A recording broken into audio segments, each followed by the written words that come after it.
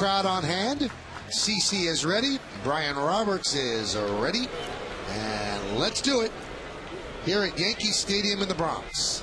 And the pitch is outside, and we are underway.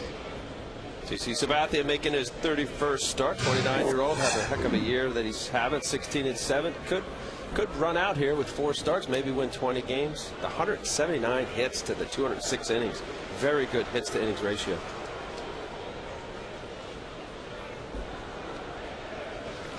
The 1-0. There's a strike. Take a look at the Jeep pitcher Scatterport. Well, I said tearing it up. He's 6-0 in his last 8 starts with a 2.31 ERA. And sit out. How about that? 68 strikeouts over his last 8 starts in 58 innings. That's phenomenal. And room on the mantle? Well, who knows? We talked about it. Maybe he's got a shot for his 2nd Cy Young Award. Soft ground ball to short. Jeter. And a nice backhanded scoop by Teixeira. 1 away.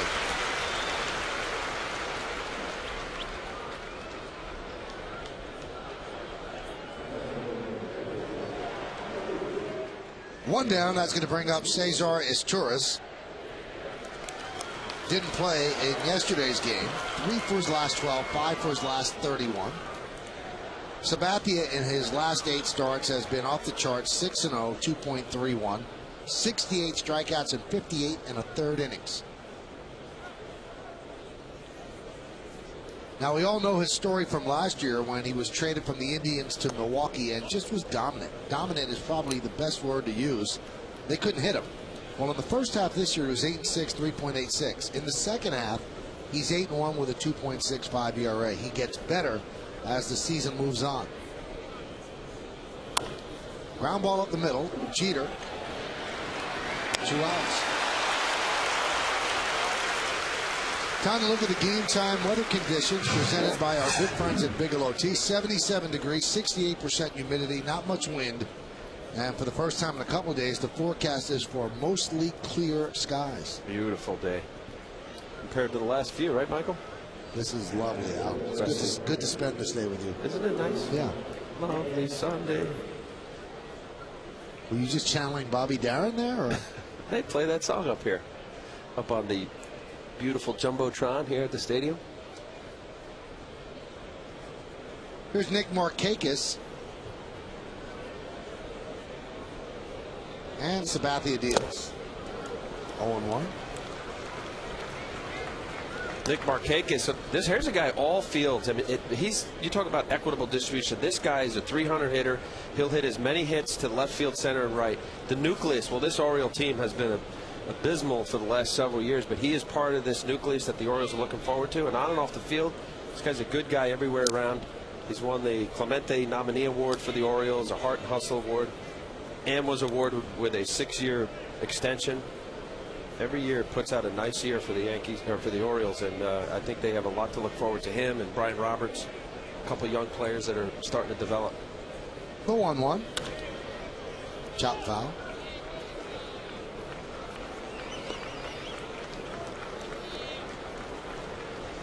IOTV offers you incredible HD picture and sound. HD is free with IOTV, the official HD service provider of Yankees baseball on Yes.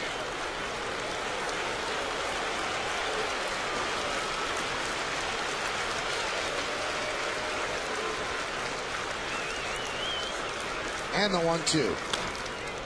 Oh, nice stab there by Sabathia. Knocked it down, recovers, and a nice stab by Teixeira.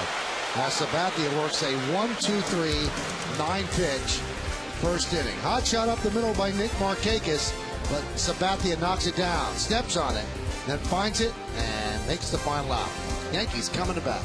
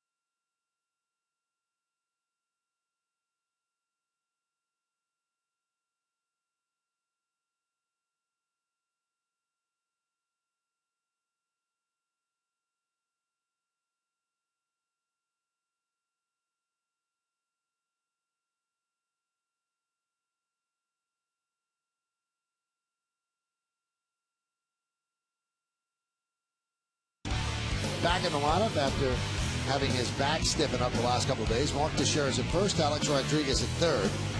Hideki Matsui will bat fifth, he'll DH. Jorge Posada will catch. Robinson Cano, the second baseman, bat seventh. Nick Swisher, great numbers against Guthrie in his career. He'll play right field, batting eighth. Batting ninth and playing center field is Melky Cabrera. 30-year-old Jeremy Guthrie, right-hander for the Baltimore Orioles. There you see his numbers. This will be his 29 starts. Come around lately with the 10 and 13 with the 4.96 ERAs coming down. Few too many hits per innings.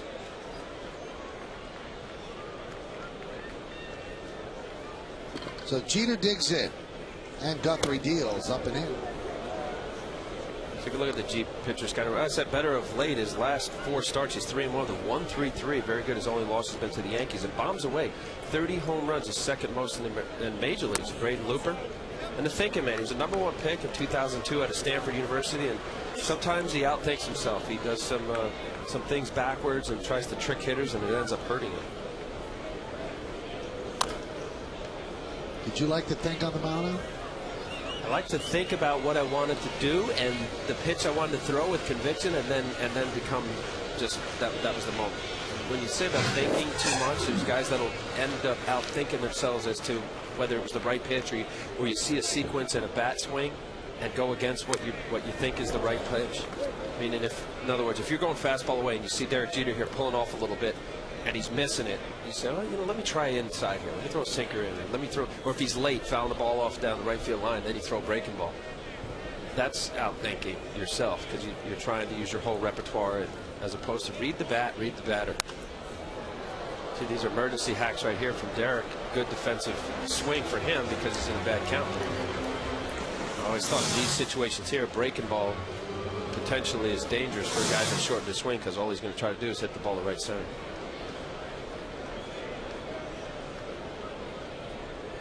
And the 2-2. Ground ball through for a base hit.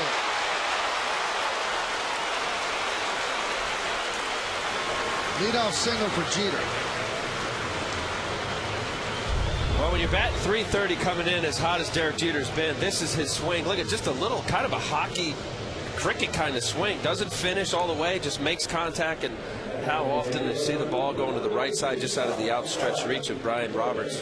What a year that Derek Jeter's having.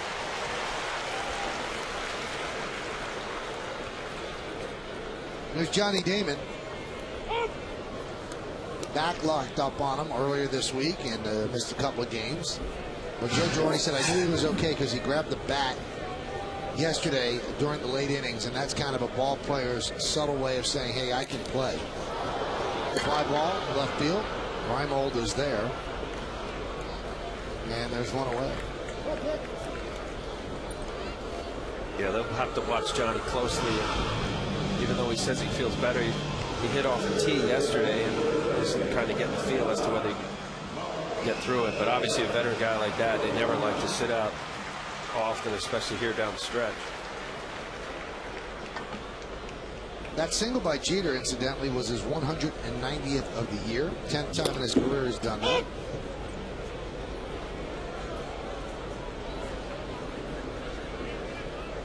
And that ties him with Stan Musial for third most all time. Pete Rose did it 13 times.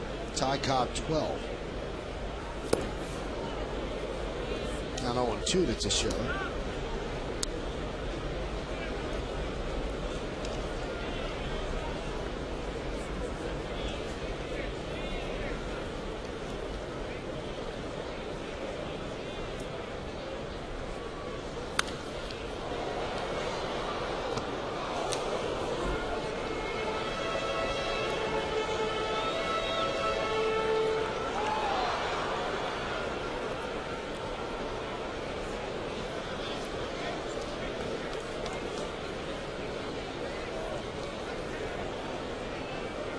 Keeping Jeter close. Yesterday, Jeter led off with the single. The Yankees played ABC ball. He stole second. Jerry Hairston sacrificed him to third. And then Mark Teixeira hit a sac fly to drive him in.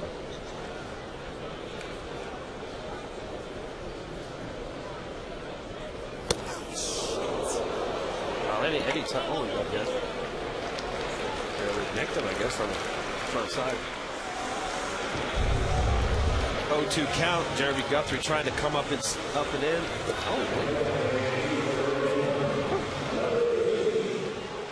Let's see if he actually got grazed here. Could have been some pretty good acting there. I couldn't tell. David Tremblay, are you sure? Well, Teixeira had some pretty good acting skills there if he didn't get hit, because it was convincing enough for home plate umpire Marty Foster.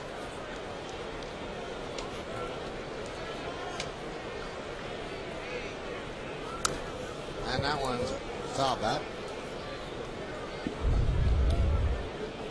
I mean, just from those few replays that we showed, I didn't. Look at that's a nice. And they'll read. Obviously, Marty Foster saw the reaction of Mark Teixeira. If he didn't get hit, that's some good acting right there, Ted.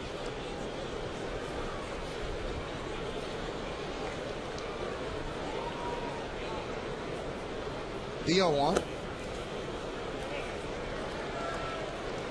Alex Rodriguez made a great play over the shoulder yesterday in foul territory, and he looked about as happy as I've seen him look since he's a Yankee, and that's with walk-off home runs and 2 MVPs. And I said, I've never seen you happy. He said, I never was happier than that moment. He goes, I even told Jeter to watch the replay on the scoreboard. It was that good. Really? A little bit happier right now as he drills one to left center field. It splits the gap and goes to the wall. Jeter scores. Teixeira is held up at third, and Alex Rodriguez with an RBI double. Yankees lead 1-0. After missing early part of the season, fastball down the zone, head down, gets the barrel of the bat to it, drives it. Nice hitting here, able to get through the ball. This is 84th RBI on the season, pushing toward that 100 RBI plateau. Good hitting, just with a ball off of his bat. There's certain plays where it just sounds different, and it really does off of Alex Rodriguez. He's strong, and his approach most of the time is just right there.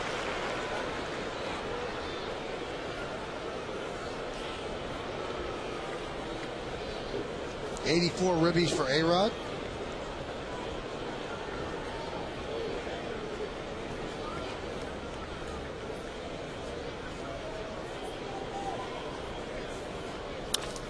Grounded right back to Guthrie.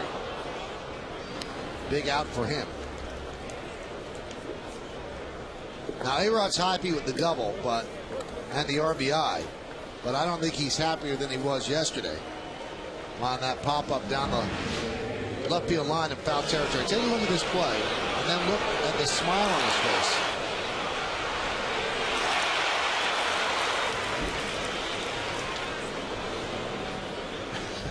A-Rod said, I told Derek, watch it, it's really good. Well, opening NFL football Sunday, looking like a back corner end zone catch.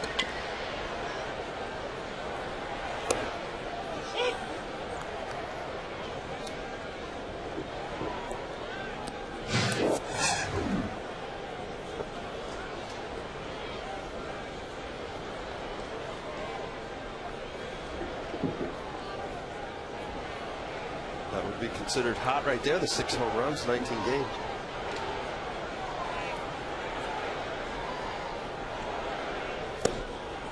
There's a strike. Posada's hitting .320 this year with runners in scoring position.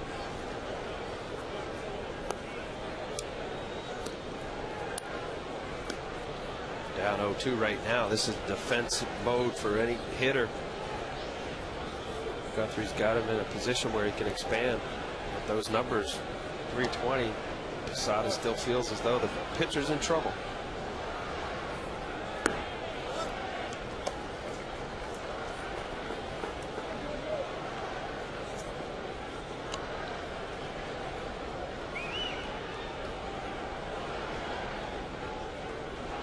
One nothing Yankees, just underway here at the stadium.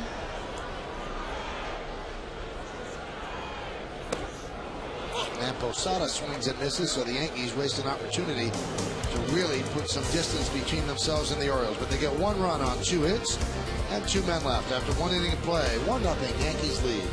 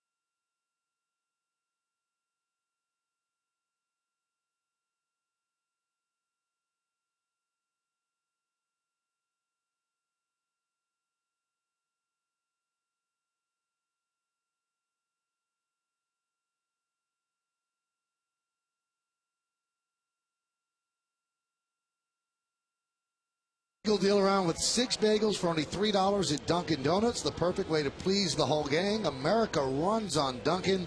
Price and participation may vary, plus applicable taxes. Limited time offer. Al? Are you a bagel? You like bagels? Love bagels. Nice. Here's one for you. What else you got? That cinnamon raisin. Sesame seed for me. Let me do. Is this whole wheat? I need. Here's some kind of bran. I think that's good too. Bran. That's good. Let's count them. That's 5, 6. Why do I have 4 on my plate? It looks like onion rings right now. One. And again, that's $3 for all that. That's not bad. Wow. Yeah, great deal. So thank you to Dunkin' Donuts. Nolan Reimold leads off. Yankees lead 1-0. And there's the strike. Also, Al, the people at Dunkin' Donuts brought us up loads of donuts too. Coffee? See, now you push them. It's good coffee too.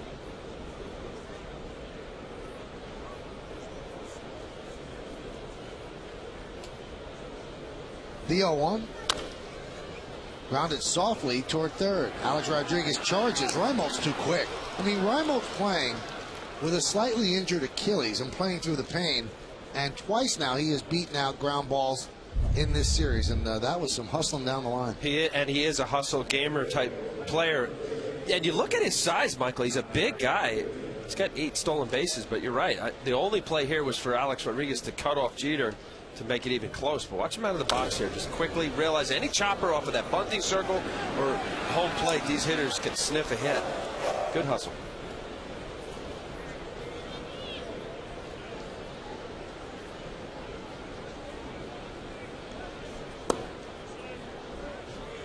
Pitch to Wigginton is out of the zone, 1-0.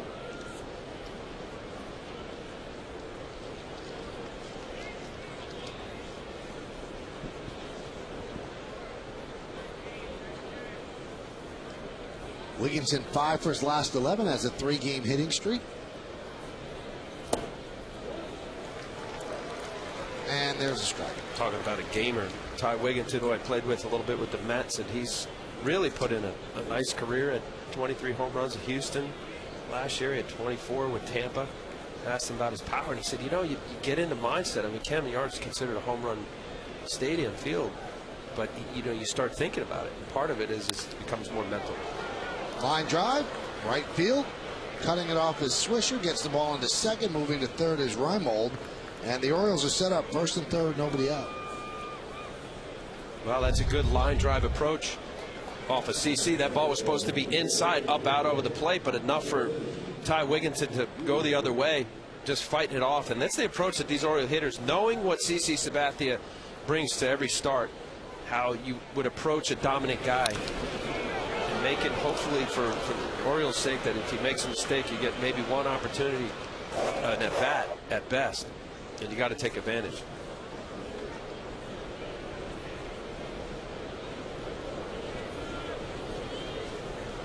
Here's Matt Wieters. Yankees play the infield back. They want the double play. They'll give up the run.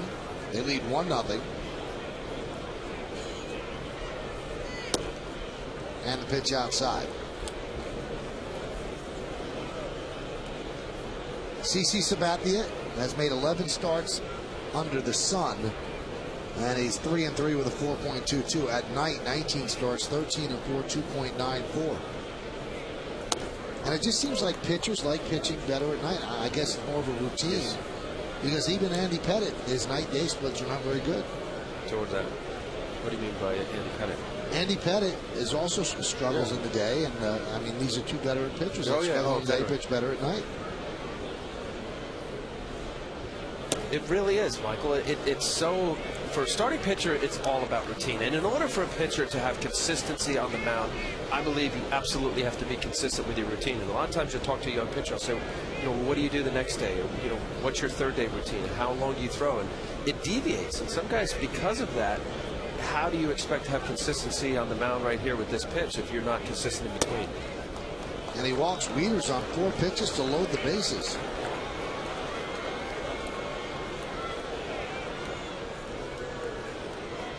CC's coming on an extra day's rest, which at this time of the year, any pitcher's grateful for it. You usually have a little bit of a, not a dead arm, but you could really use the extra day, and that 5 days rest this season is 5-1 with the 3 ERA, which is very respectable.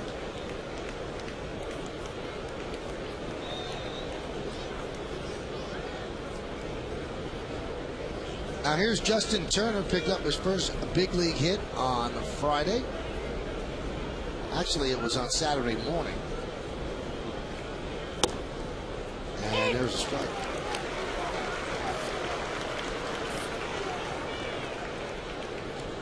First big league hit in Yankee Stadium, even though that long rain delay, it was late, as Michael said. Certainly not a day he'll never forget.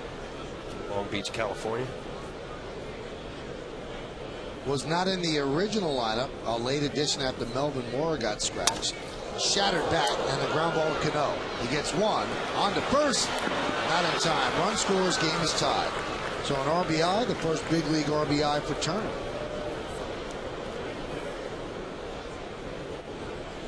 Well, Cano makes a gallant effort here, but once that bat was shattered, it was slowed the ball down enough. Derek Jeter makes a good turn, pulls up Teixeira off slightly. I don't believe he would have got him anyway.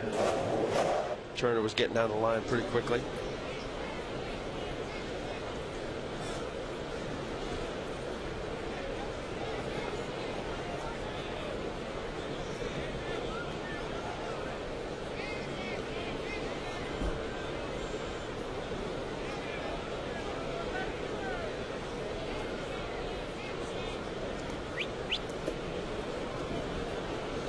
So that'll bring up Moeller. Yankees still have the double play in order, first and third with 1 out. Each team with 2 hits, each team with 1 run. Now this is where it got away from AJ yesterday. Gave up the leadoff home run to Reimold, and then things unraveled. You don't want the big inning to happen, and that's what CC's trying to avoid. Lined into center field. Melky makes the catch. Tagging is Wigginton. And he's going to score. So a sac fly for Moeller, and now the Orioles lead 2-1. Moeller just getting a pitch up in the zone. A veteran catcher, back up, done a nice job in his career. Played a little time with the Yankees. Got a sac fly situation and took advantage of the high fastball.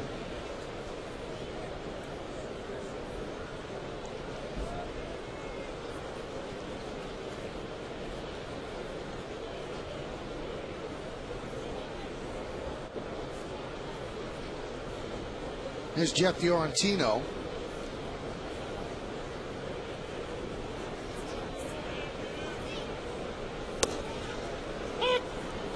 Now Moeller's been a good soldier for the Orioles. He knows he's here to tutor Matt Wieters on how to become a big league catcher. But he's also having a decent season. Hitting .276. He now has a ribby in 4 of his last 5 games. And he has 8 hits in his last 12 at bats. So getting some playing time. Check swing, did he go? Yes, he did, said Wally Bell to Crucci.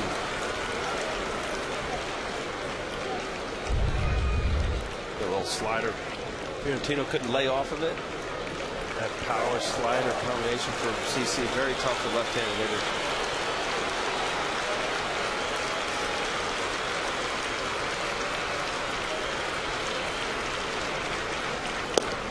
hitter. Missed outside.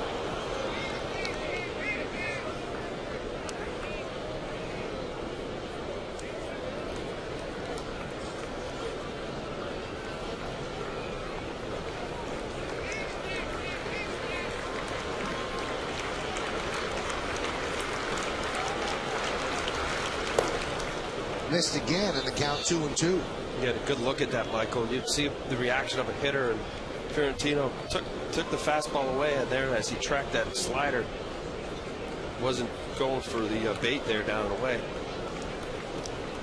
See if CC wanted to bust him inside here in fastball. And the 2-2. Ripped to right field. It's a base hit. Cutting over a swisher.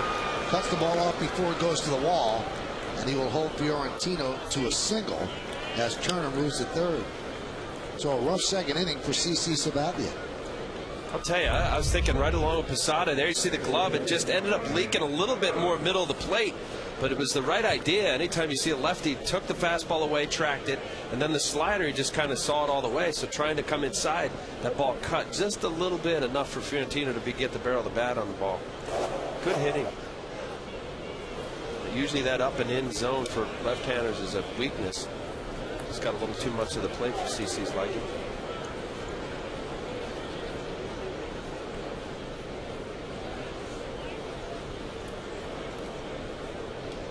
And here's Brian Roberts. Brian grounded out to short in the first.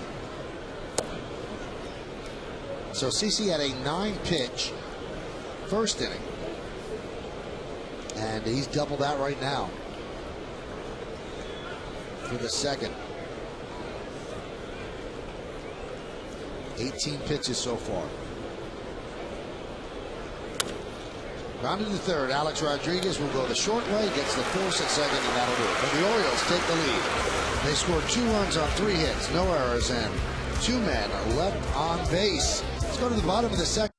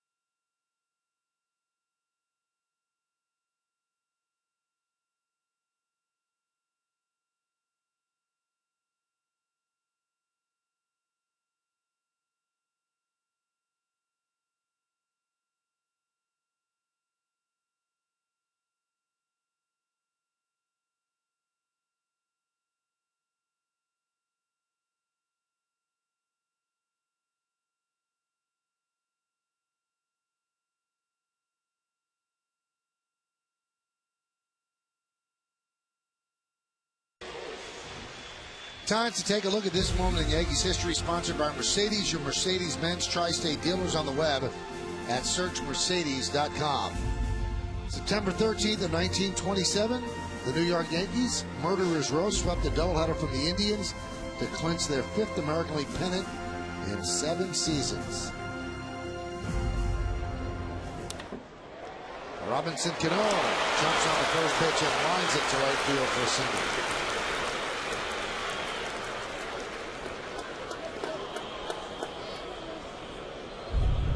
Another one of the Yankee hitters having a very good year. 315 coming into today's game. Fastball down the zone. Looked like it was below the knees. Just a nice, sweet swing from Robinson Cano. Hits the ball when he's right where the pitch is thrown. That ball's down the middle. Good line drive approach.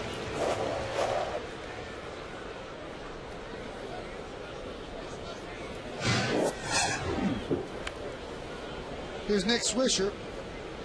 8 for his last 27.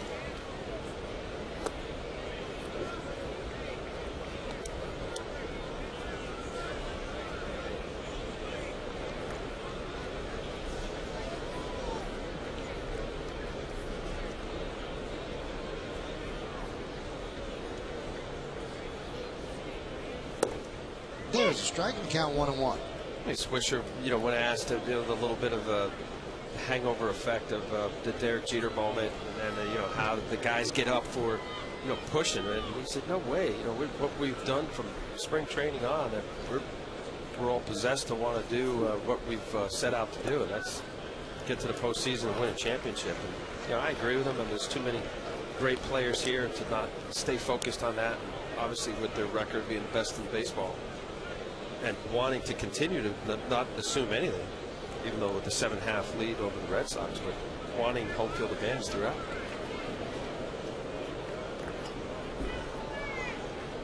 Now, it's all the right things to say, but human nature would almost indicate that there's going to be a letdown. There was a letdown in '98 when they won 114 games. There was such a letdown in September that Joe Torre had to have a meeting in St. Pete at Tropicana Field and air them out. You guys got to better wake up. Otherwise, all this is going to mean nothing.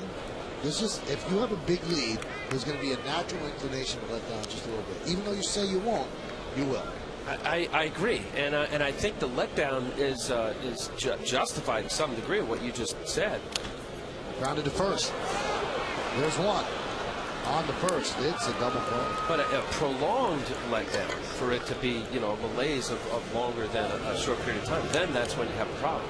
I just think that the Yankees are just too talented than most of the teams they play. I think that will prevail. No, I don't think they're having a letdown. No, I think they're having a mini letdown. Now, tomorrow's starters, brought to you by Verizon Fios. This is Fios. This is big. Jared Weaver, you got to be up for him, 15-5. And Jabba Chamberlain will probably go 4 innings tomorrow. Our coverage starts at 6 with the VP show. 6:30 pregame, 7:07 first pitch. I just think there's a little bit of a letdown now to these 2 games after the Jeter stuff. And although Joe Girardi says, hey, listen, that was a personal goal, there was an electricity in the stands. The games had a buzz to them that they don't have right now. And they're just better than the Orioles. They were beating up on the Orioles all year. They'd won 10 in a row. All of a sudden, they lose 2 straight. I give you that, yeah, and the weather and, other factors, but there's no doubt. I mean, you're coming in facing the Orioles in 58 wins. High fly ball, shallow left center. Fiorentino makes the play for the final out of the second. No runs a hit, no errors, and because of the DP, nobody left. A 9-pitch inning for Jeremy Guthrie. We go to the 3rd.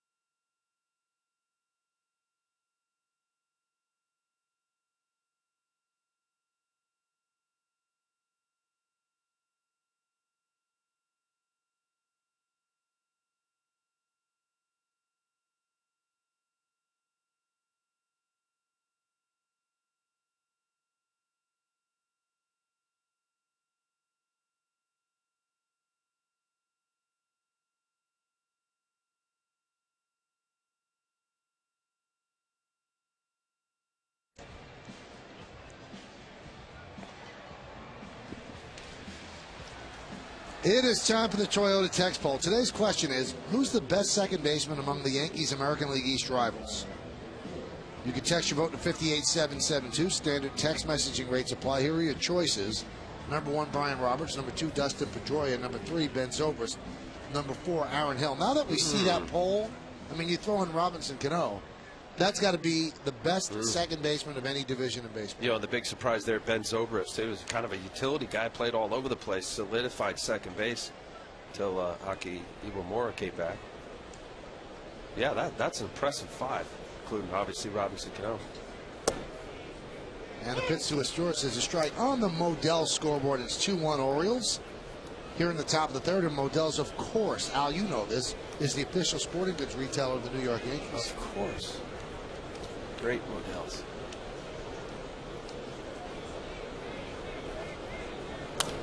Now back.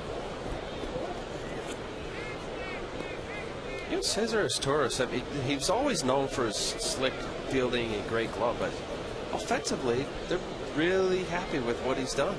He's obviously not a home run guy, but he's held his own. He had 6 shortstops last year, so finally some stability. And he's hit enough. shattered bat popped up. Cano puts it away for the first out.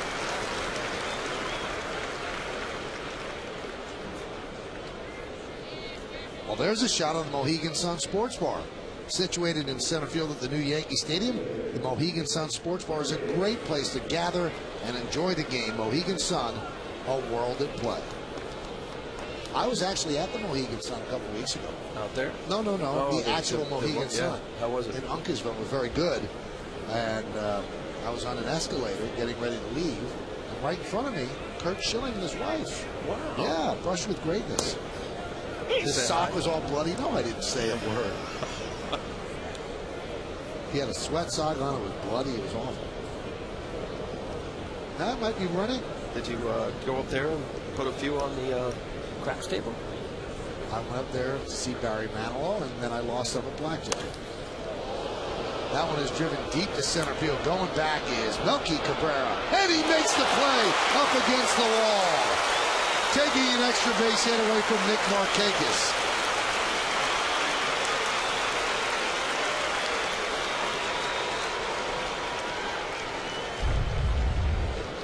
Off the bat right away, straightaway center.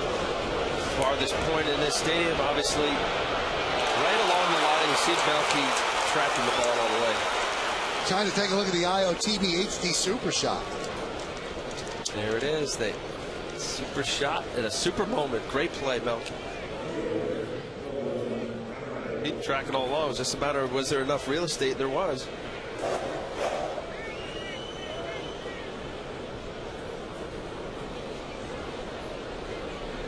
Here's Nolan Reimold.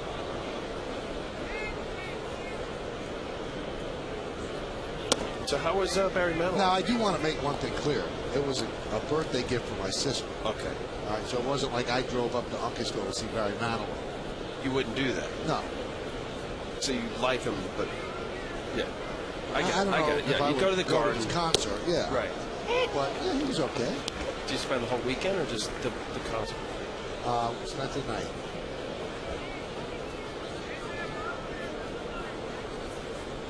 Are you a big Barry Manilow? I do. Yeah, I like it. I made it through the rain a few times. Did you? Yes, I did. Friday you did. 2 rain delays. That one is driven out to right center field. Another long run for Melky Cabrera on the track. He's getting the plate off the wall. And Reimold is at second with a double.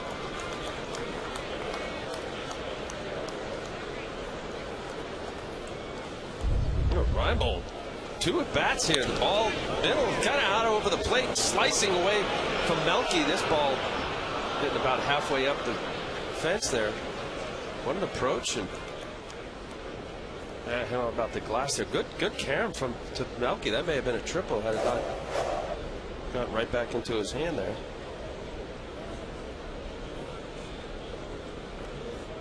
Here's Ty Wigginton.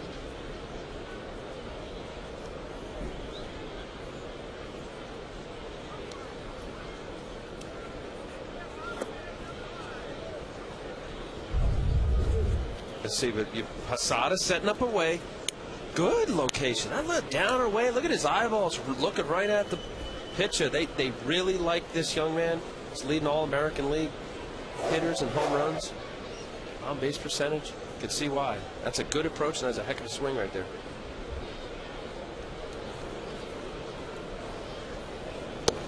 There's a strike.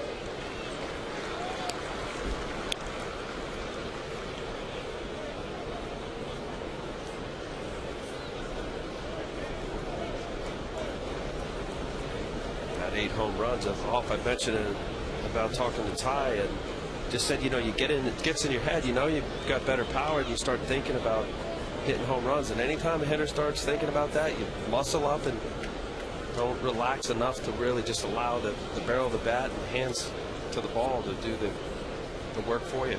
End up forcing it.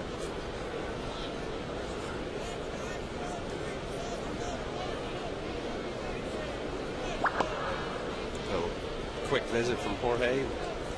Reimold at second base, and you know, there's a moment, you know, obviously 2-1, it's early enough, but you just still want to be on the same page and end up going 1-0 fastball to the changeup. Maybe it's a matter of disagreeing on the pitch there.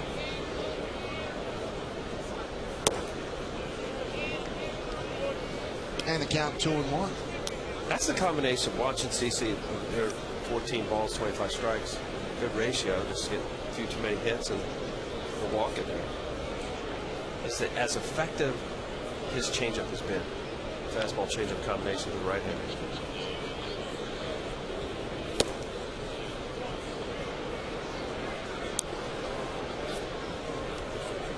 Two fastballs away through the 1-0 fastball to the changeup. Now he's two fastball putting in a fastball count. Let's see if he goes with something off speed here.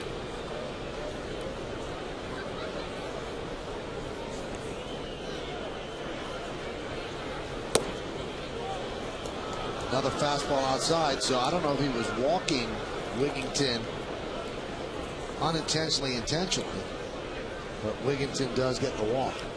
This copyrighted telecast is presented by authority of the New York Yankees and may not be reproduced or retransmitted in any form. The accounts and descriptions of this game may not be disseminated without the express written consent of the aforementioned New York Yankees. I can't imagine Michael with 2 outs, even though the runner at second base, unless he feels better with. Might feel better with leaders. Although he walked leaders his last time out. Just off enough. Obviously, his command has had the 2 walks now and missing in the location. But this is early on where well, let's see here. Dave Allen coming out. If he doesn't see anything, maybe there's something mechanically that Dave Allen has seen in his delivery. I mean, there are games where you for whatever reason, I mean, you said about his day-night splits. Right. What were they? 3.86 in day 4.22 at night 2.94. Yeah, and early on there is that little bit of a trying to find it kind of thing, and right now this is what it looks like. CC is off just enough. Velocity-wise, he's fine.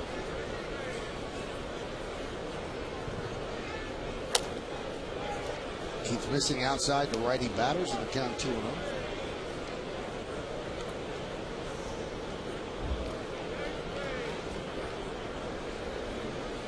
Wieters is just 184, 7 for 38 with 2 outs and runners in scoring position this year.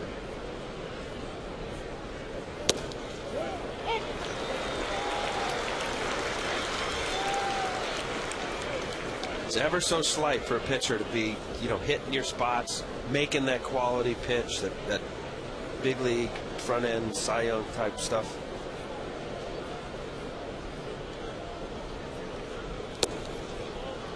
Just missing off that side. What's that mean, Al? If he's chasing missing it outside. Your body's out in front, Michael, and he's chasing it. What means like your head is leaving before you're allowing your arm to get up on the backside to where you get a better finish. Because your body's out a little bit, your arm drags, and now you end up either darting it or pushing the baseball. Stay back. Ride the back leg. Get your arm up. There you go. Just nifty outside corner there. The count now full 3-2. The runners will start on 3-2 and 2 outs.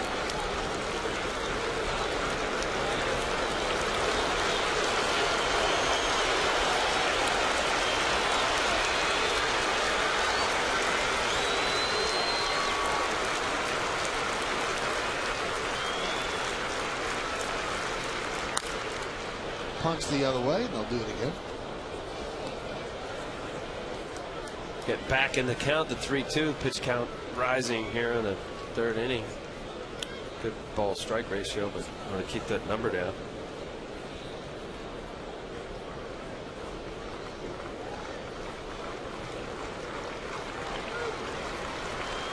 Reimold at second. Wigington is at first. And the rookie Matt Wieters at the plate.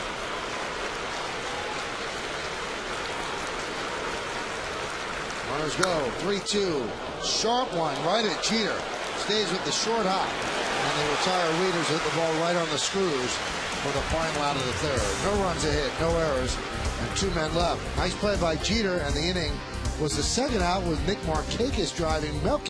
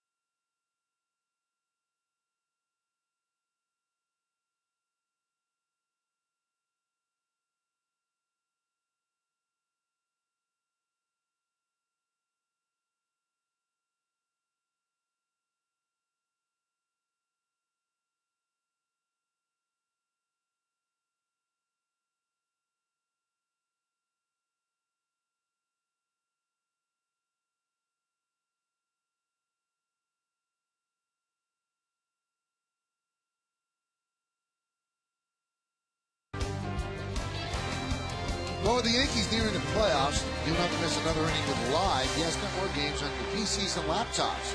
If you're a Verizon Fios TV customer with Fios Internet who watches Yes, log on to YesNetwork.com, Yankees.com, or Verizon.net/yes to get more information and sign up for your subscription now.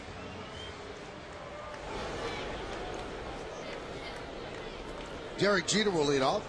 He has one of the Yankees' 3 hits. Leadoff single in the first inning and scored the Yankees' run. On the Modell scoreboard, 2-1-0s. Modell's the official sporting goods retailer of the New York Yankees. One more run for Derek, and it'll be 100 runs for the 12th time in his career. And that will surpass Babe Ruth with the second most seasons in franchise history, and only Lou Gehrig had more, and that would be 13. So one more run scored for Derek to have 100 on the season.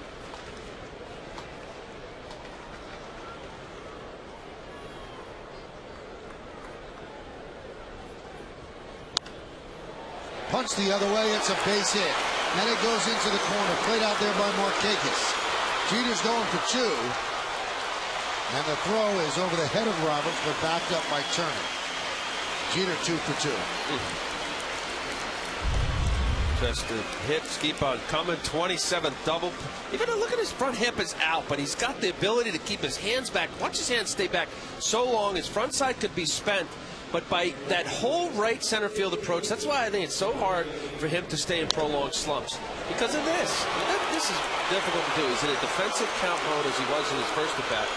Watch his hands stay back long enough. That ball's on the corner, maybe even off the plate a little bit. Great hitting. Johnny Damon takes low, 1-0. 27th double of the year. Just his best year, I think. Overall. A couple of years ago, he had a great season. 340, huh? Yeah. This might be his best season when you add in, I think it's one of his best seasons defensively.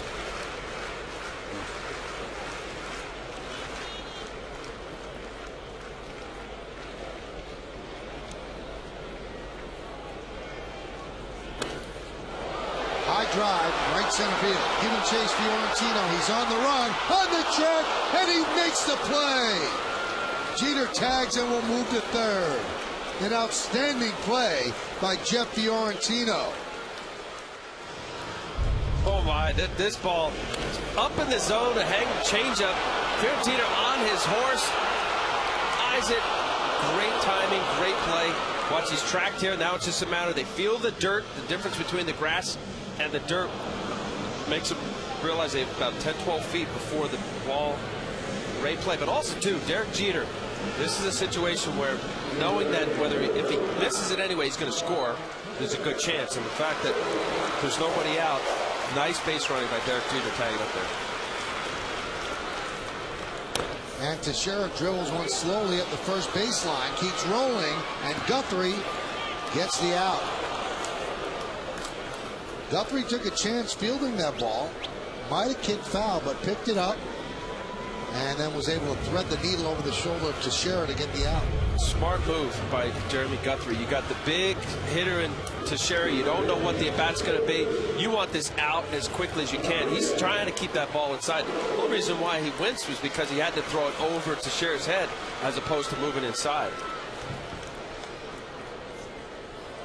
Hurry up, keeping that ball fair. Little hops, hoping that he didn't throw it over Ty Williams' head. Here's Alex Rodriguez, RBI double in the first.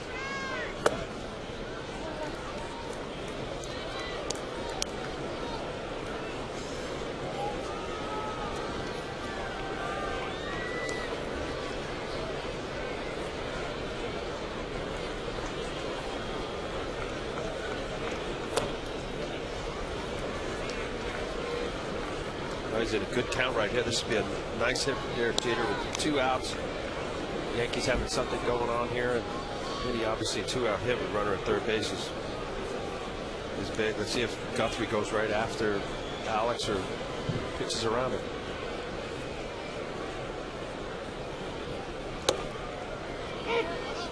Goes after him on the 2-0, and the count now 2-1. Only 211. 19 at bats. Well, now 20 at bats. Actually, the 211 goes up. He's 5 for 20. 1 home run of those 5 hits.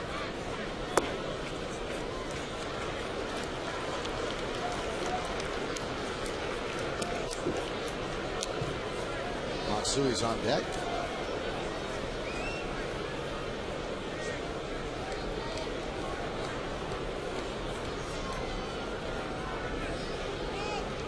And the 3-1 pitch.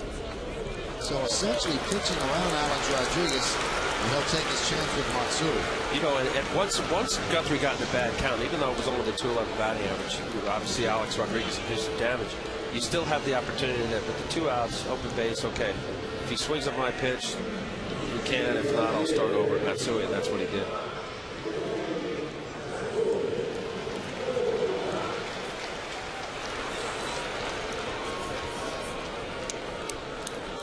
So first and third for the Yankees with 2 outs. They trail 2-1, bottom of the 3rd inning. Matsui tapped back to the mound in the first. Guthrie deals. Guthrie essentially is the ace of the staff. Brian Mattis pitched well yesterday, and that's going to be his last start. They're going to shut him down because they don't want him to go over a certain amount of innings as well. And what a way for him to go out pitching so well here at Yankee Stadium. Popped up. Turner in foul territory will make the play for the final out of the inning. So the leadoff double by Jeter wasted. No runs ahead. 2 men left. Go to the 4th. 2-1 over.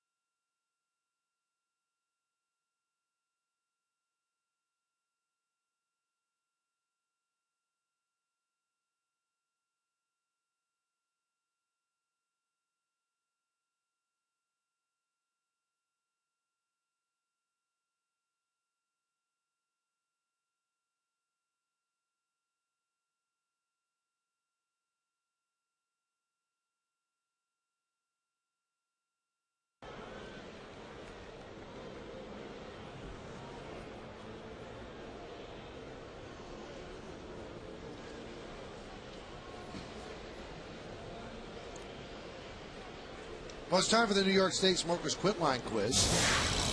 CC Sabathia made his major league debut on April 8th of 2001 against the O's. Which current Yankees teammate was in the O's lineup that day? We can figure that out. Let's see if Sabathia straightens himself out. Rough second, some trouble in the 3rd. And there's a breaking ball strike to Turner. 2-1 Orioles lead. Who's in the Orioles lineup that day?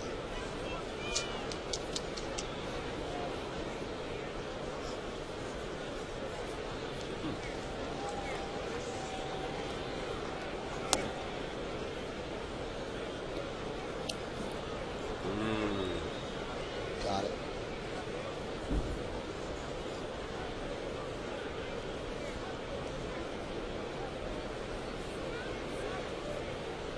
The 1-1. Foul back.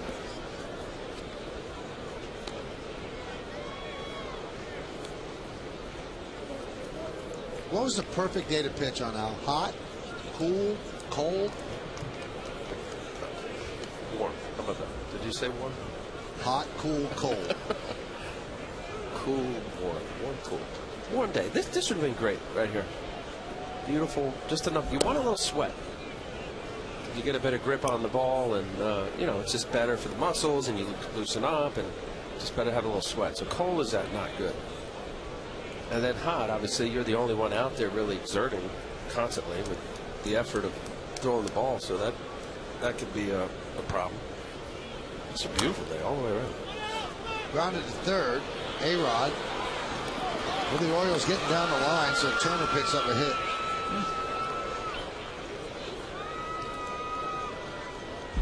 Some nubbin hits right here. Had a one previously. A-Rod kind of went to his right a little bit and then came in, and that little movement may have cost him a hit, or allowed him to get a hit. Turner, a little banger off the ground as Fiorentino did, busting down.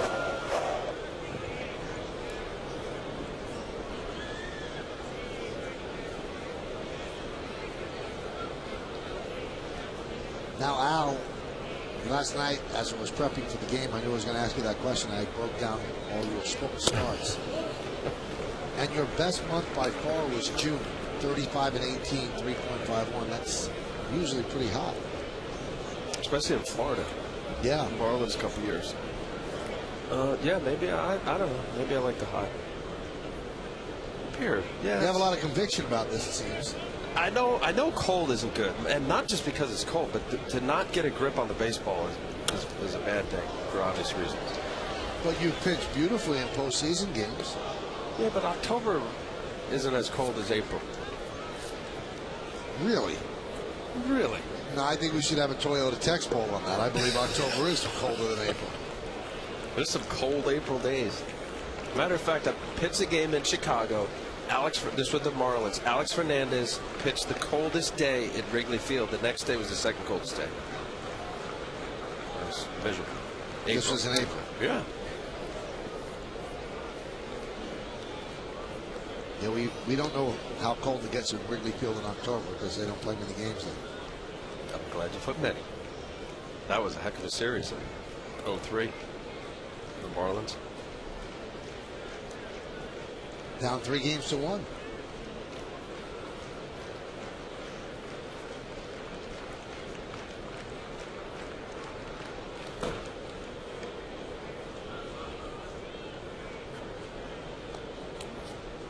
In the Subway Series, that was nice weather, if you remember. It wasn't very cold. Yeah, it wasn't very cold. Toronto had a dome, so that helped. Although Philadelphia was kind of cold. And then the Florida was good. Although Cleveland, I think it snowed. Yeah, that was very cold. Yeah. They did terrible that game. Well, they just did some research, Al, that backs up your statement. The average high in October is 63, and the average high in April is 58. Let's see. But here in New York. No, in the Bahamas.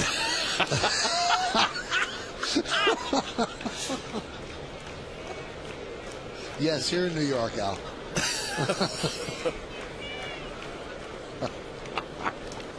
Well, we're talking about a lot of different cities, different longitudes.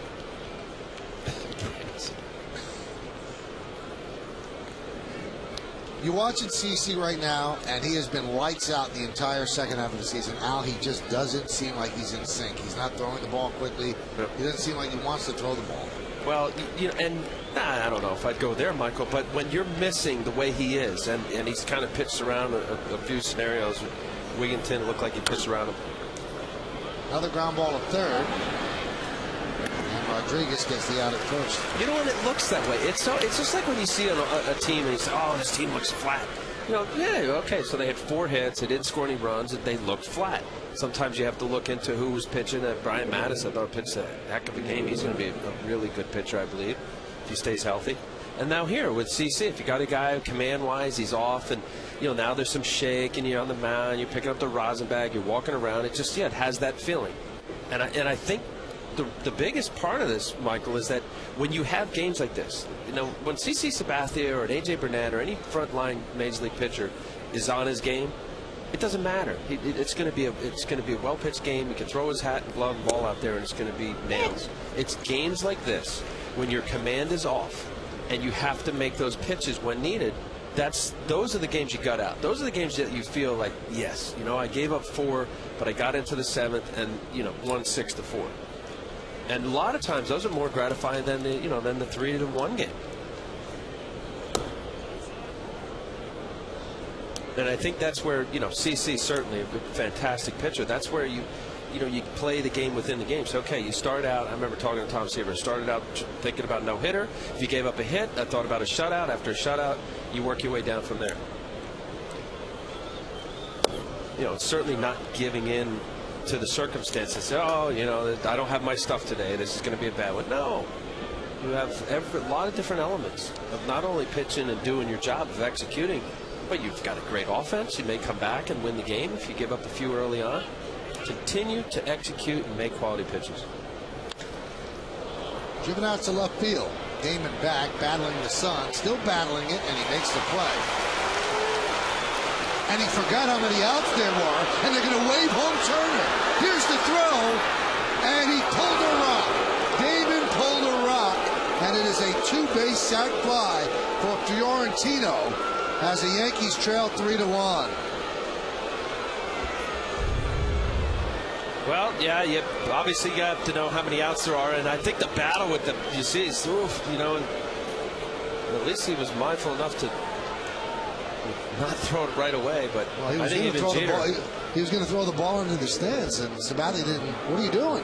Yeah, big no-no, Mike. I mean, you said he pulled the rock. Obviously, you got to know how many outs there are.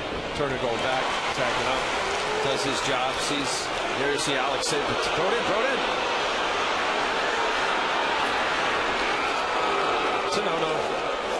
That's an embarrassing moment for Johnny Damon. He knows it, obviously. Brian Roberts drives one to right center field, giving Chase Swisher on the run on the track, and he'll make the play. Nice running play by Nick Swisher, and that is the third out. 1 run, 1 hit, no errors, at least physical ones, and nobody left on base. Johnny Damon was ready.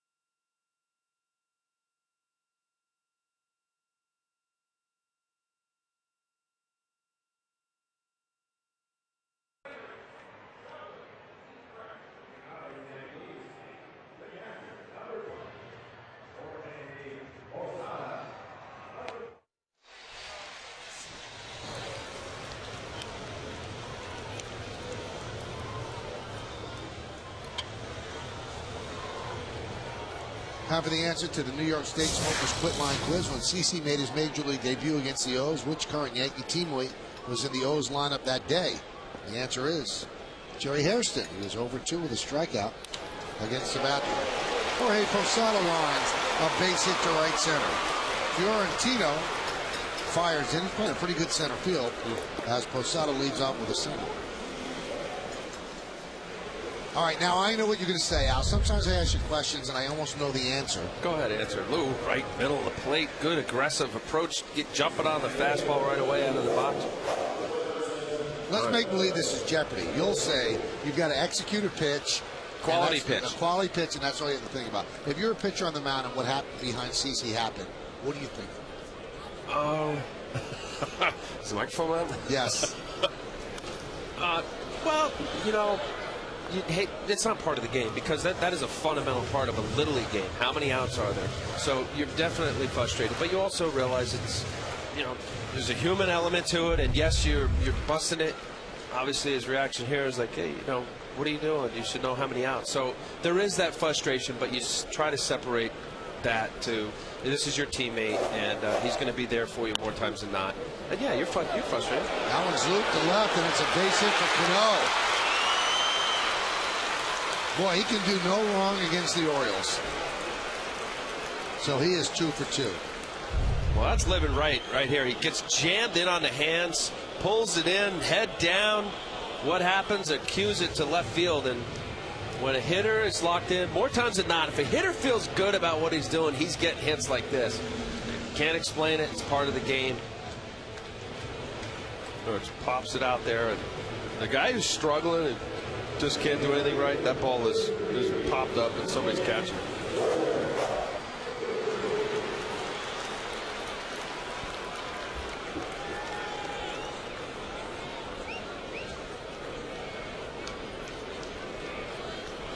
So let's see if the Yankees pick up their teammate Johnny Damon here. First and second, nobody out. Here's Nick Swisher.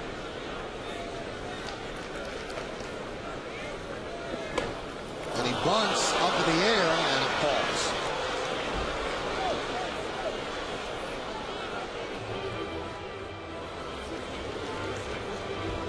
I don't know, from the look of Girardi there, you know, many times the hitter just feels comfortable in doing it on his own.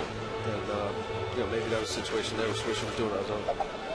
Oh, I'm sure he did it on his own. Yeah, and I don't understand the thinking, Al. It's the 4th inning. You're playing in Yankee Stadium. You should never give up an out. And you're bunting in the 4th inning. And how about Michael? He's batting 500, 8 for 17 now, so a little under 500 with 2 home runs against Guthrie career.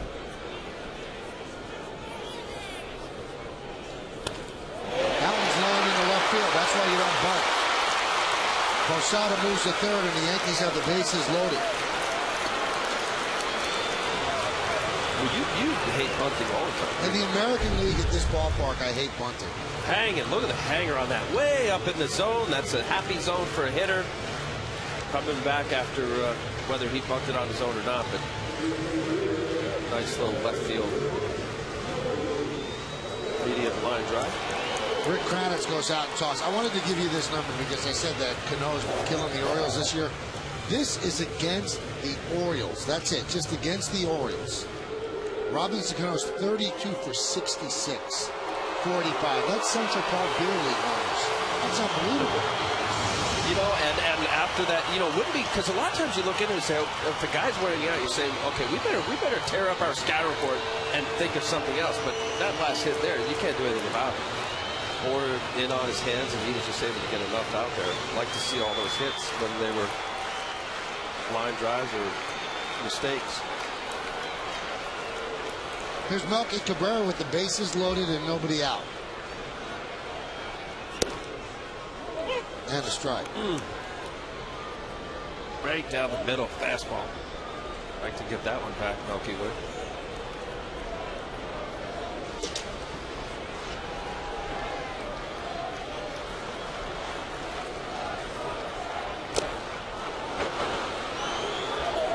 And then you get that little two-seamer running away, that defensive mode. You know, hitters will just get in their mindset, okay, I'm going to take a pitch here and let's see what he's got. He's going to come with something other than his fastball. Pumped it right down the middle there, a little runner away. This ball's going to be up in the zone, I believe, with Chad Bowler showing upstairs. There it is. And he missed. There's a couple mistakes there, at least that one there, 0-2 count. Watch Bowler where his glove is. Boy, that's not high enough. Had enough run away. Guthrie did. Melky looked like he had a downtown swing there.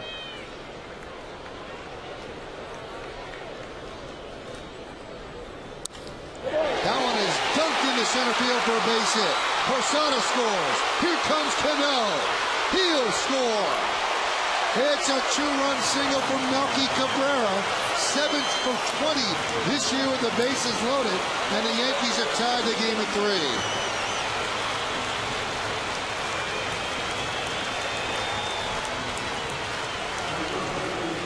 Boy, Melky fighting it early on. Here's that pitch right down the middle. He already convinced himself he wasn't swinging. Then he flails at a pitch away. That's a mistake there, but boy, did he get a good stroke on that. Little backdoor slider, stays on it, doesn't try to do a whole lot. That's a nice approach for Melky. 12 RBIs for Melky in his last 11 starts. That was not an awful pitch. No, that's just nice hitting. It is. He gave up the. Saw the 0-1 fastball where he kind of pulled off a little bit. There he just stayed in and just that whole approach to that opposite field, center of the field approach is really good with 2 strikes. And Jeter bunts. Count 0-1.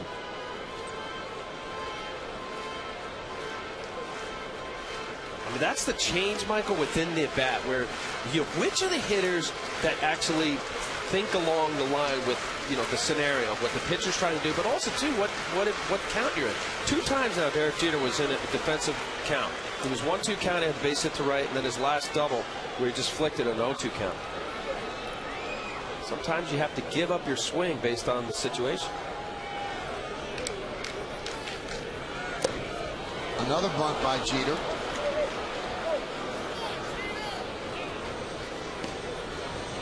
Jeter with 2 hits today, 191 on the season. That's pretty consistent. The seasons he's put together.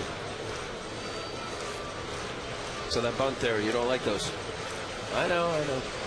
Also, Derek's at 332. 2 for 2. I give up on it. I don't even want to even talk about it anymore because people disagree with me. This ballpark, you shouldn't bunt.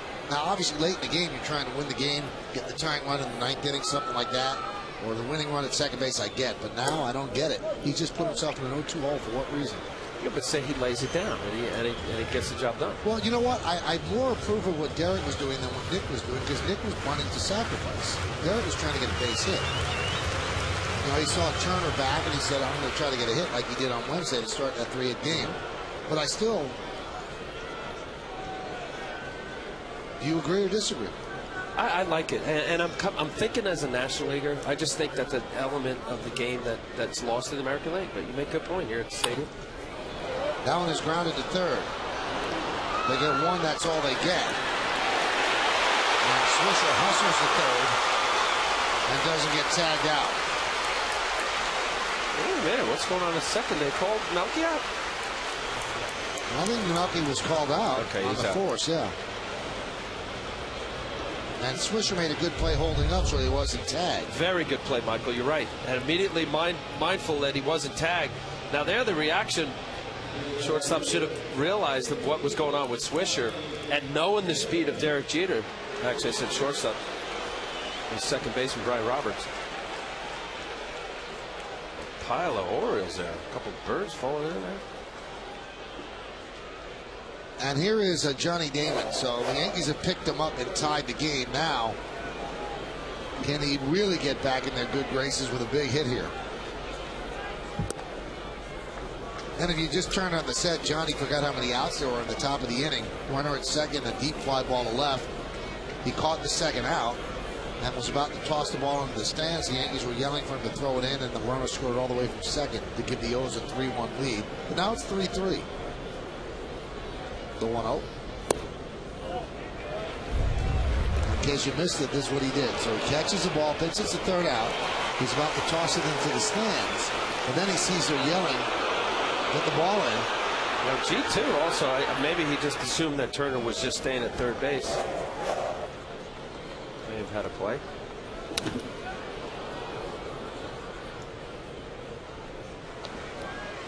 That was actually heads-up base running by A. Turner and heads-up coaching by Juan Samuel.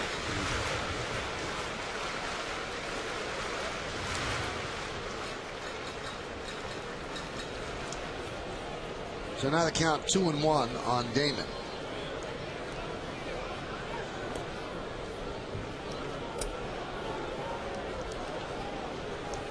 Well, with the Chad Muller only throwing 5% of the runners out. If this is a first and third situation, there might be a kind of a pitcher cut off or hold the ball from Chad Muller.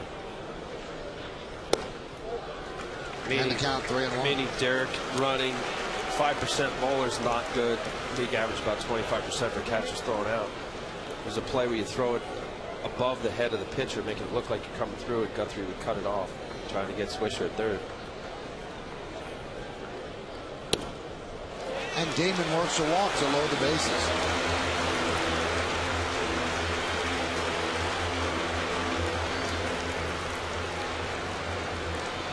Muller wants to settle down Guthrie. And Guthrie sees in the batter's box he's got Mark Teixeira, and then there's no landing spot because on deck is Alex Rodriguez. So Swisher, Jeter, and Damon from third to first. And look at Teixeira's numbers with the bases loaded, 353. Ooh, 4 grannies.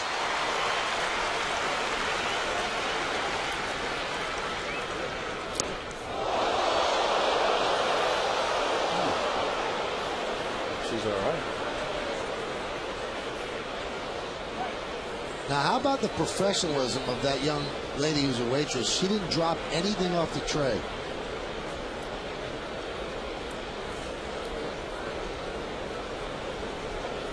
That's a great job. Good hands. Coffee too. Look at that. Yeah.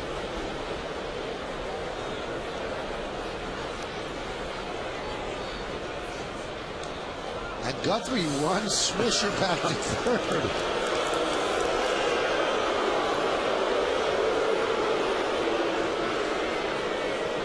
I've never seen that, Michael. This is funny. He's way off. He said, "How dare you way off? I'm going to beat you there." And now Swisher takes an even longer lead. And the reason that Swisher's able to take that lead is they have the shift on, and the third baseman Turner is around where the shortstop could be. And technically, you could get a lead as big as what the shortstop or the third baseman is away from the bag. But really, Michael, the only person in this picture here, if a ground ball is to the pitcher, that's the only chance that anybody's going to throw home. They're all playing back. So the idea of trying to get a big lead here would be if the infield was halfway or in more, because you'd get a great jump. They don't have to worry about that as he strikes out Mark Teixeira for the second out, and that leads it to Alex Rodriguez. You know what? I'd also have to add to that. Here, let's take a look at the pitch by pitch. Teixeira, this is first pitch changeup, flings the bat. Now a little sinker down the way, and the other little changeup. Good combination. Guthrie out in front, watches spent front side, and then it's a matter of just for Teixeira's sake that he's nicked the ball. Also, to another reason, you're annoying the pitcher, Nick Swisher, and if there is a ball that gets away from Chad Muller, he's that much closer. So that would be really the only other reasons as to why he'd get off that far. Pitch outside to Alex Rodriguez. He doubled the left center and drove in a run on the first inning, walked in the third.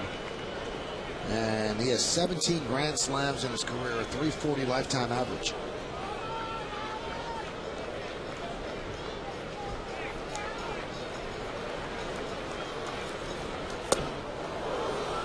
Yankees 8 for 39. That's 205 with runners in scoring position over the last 5 games, 2 of which they lost. But they did sweep the Tampa Bay Rays in 4 games, and then the Orioles came to town and 10-4 at 7-3, and they lost 2 in a row.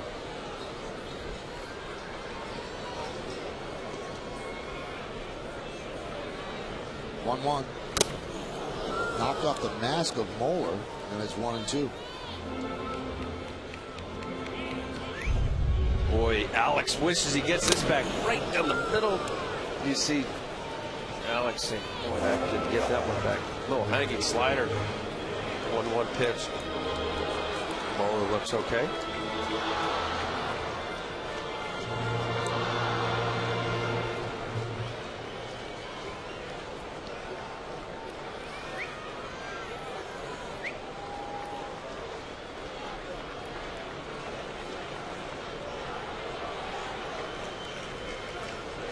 Guthrie seems to be a guy that doesn't like to shake. So now here Chad Muller with a gesture with his hand. Okay, we'll go through another set of signs.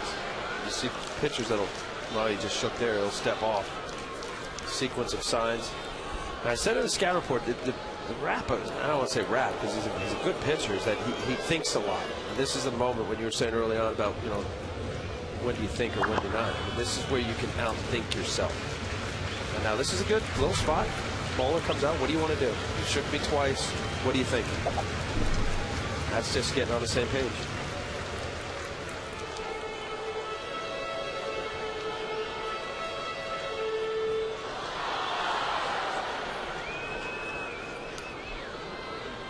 Bases loaded, 2 outs. 3-3 tie game, bottom of the 4th. 1-2 count on Alex Rodriguez. The pitch. Outside, 2-2.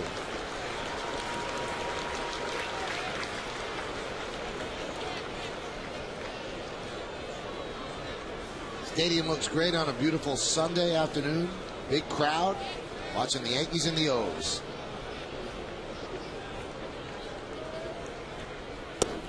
Strike 3. Alex Rodriguez down looking, and he does not like the call. And he is barking at Marty Foster. But the Yankees tie the score. How do they do it? It starts with Jorge Posada, then Robinson Cano, then Nick Swisher, and Melky Cabrera drives in 2 with his single. We go to the 5th, 3-3.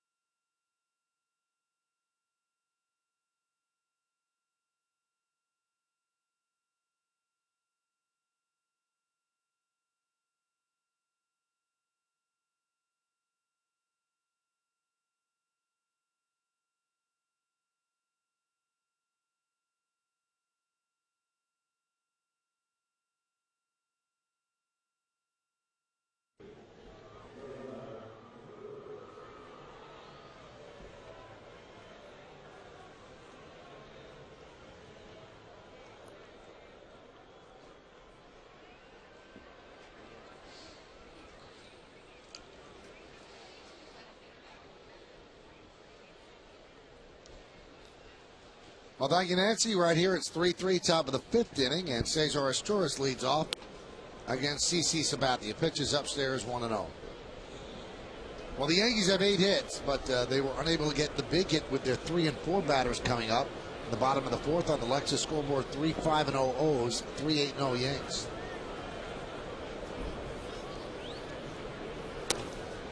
Strike.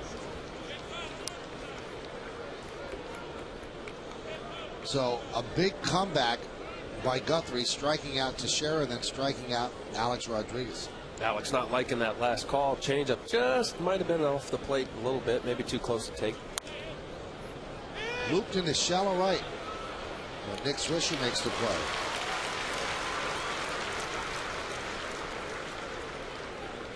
Well, today after the postgame catch, an all-new WB Mason presents the Joe Girardi Show to get the skipper's thoughts on this past week's homestand against the Rays and the O's.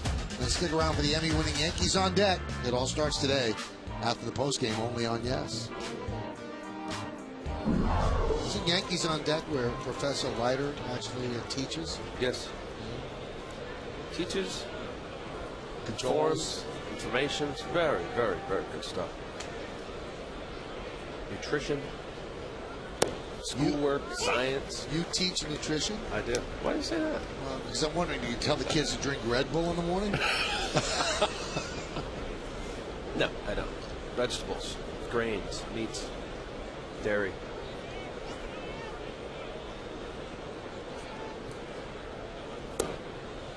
There's a strike. So you've seen the show.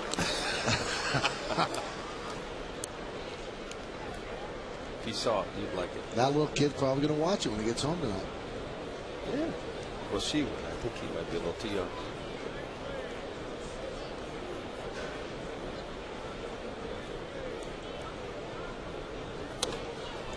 High fly ball, right field. 2 out. Swisher's made the last 3 putouts for the Yanks. So now this is one of those games for CC, Michael, that you battle, you're struggling, you just don't feel right. And if you can continue to just keep making those pitches, and here it is, 70 pitches, 44 strikes, you know, you're very economical, really. I mean, considering how he struggled through that second inning. And your offense can continue to peck away. You know, this is one of those games. We'll see how it plays out, but he can still get his 7 innings. I know his strikeouts aren't there. You have to strike an Oriole out, which is unusual, considering how many strikeouts he's been getting the last few starts. Out of his last 5 starts, he's had 3 10 strikeout starts. Actually, out of his last 6 starts, but the domination's there.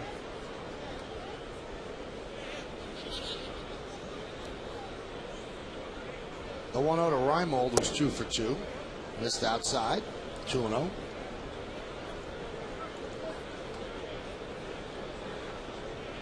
Because I know you kid, but really, in the end, I mean, it is about the pitcher as to whether a pitcher on the mound is going to make pitches, and then whether hitters take advantage of mistakes. I mean, that's the whole premise of the game. It really is. And then if you get a guy that's dominating stuff-wise, like CC, then that's your 2-1 ball game. Throwing strikes, command of all your pitches, and executing pitches. Yes, I know it sounds redundant or boring, but that's the reality of a baseball game. And the 3-0. Reimold takes the strike.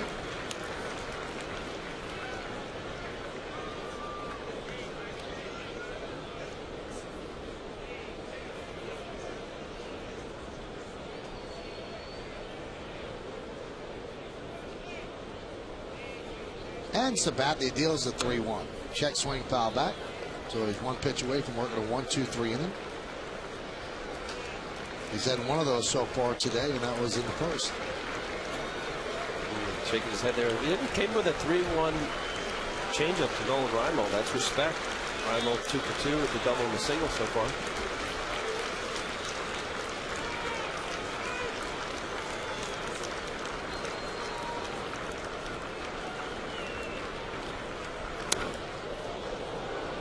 Fly ball to Damon, and he's there, and he makes the play.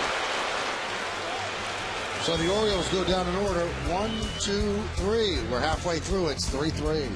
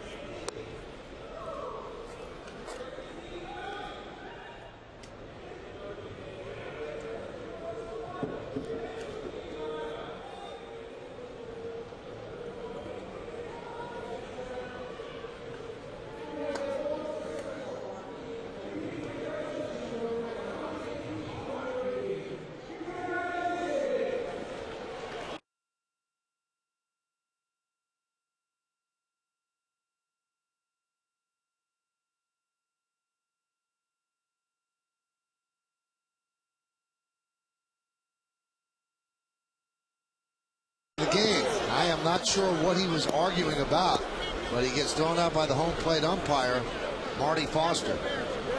That would be, I think it was the A-Rod pitch off the plate. I do. If the ball was a couple inches off the plate, it was a big moment in the game. Girardi was probably expressing how he missed the pitch, because this is what happens. They go up into the video room, which is right behind the dugout.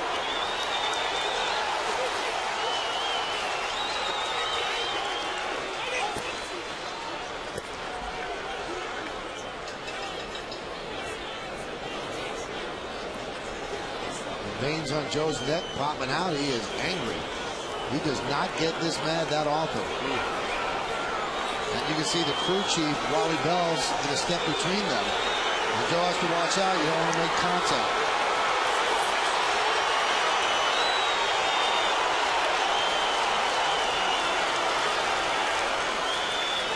I'll tell you, Marty must have said something. I agree. We know Joe Girardi a lot of different ways. Now, is it possible that A-Rod was thrown out? That's why Joe Girardi came out to argue the way he did?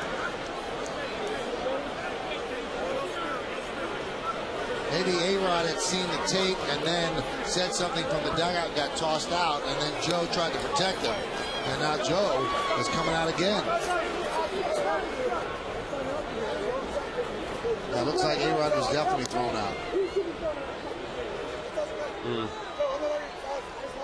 Wally Bell, the crew chief, that's what the Chiefs do. They get in between and intervene, try to quiet it down. But Girardi's hot. Well, here's the pitch. There's a changeup. Big moment. Bases loaded. Especially in the moment with the situation, you better make sure this is a great view right here. Now that's all. That's not a whole lot, Michael. You know, that's the old proverbial, if it's close, it's too close to take.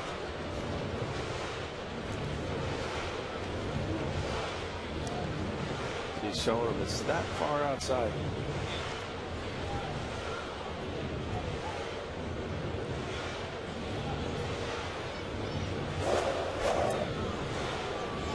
So we'll see if A-Rod got tossed. We definitely know that Joe Girardi got tossed. And we'll see what this does to the Yankees, whether it sparks them.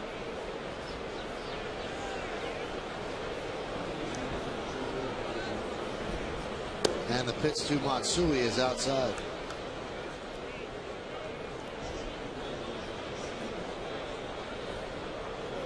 And A-Rod was thrown out too. There's a base hit up and down of Matsui.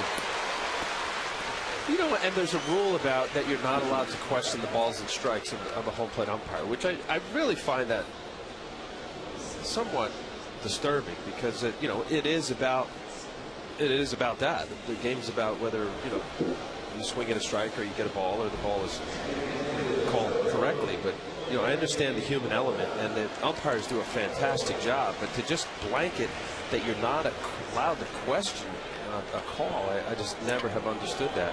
And yes, there are some umpires that are more forgiving and they'll listen to you enough so long as you don't show them up. But for it to be an automatic ejection, I've never agreed with that. Lexus scoreboard, it's a 3-3 game. Yankees with 9 hits, O's with 5. And there's a strike to Posada.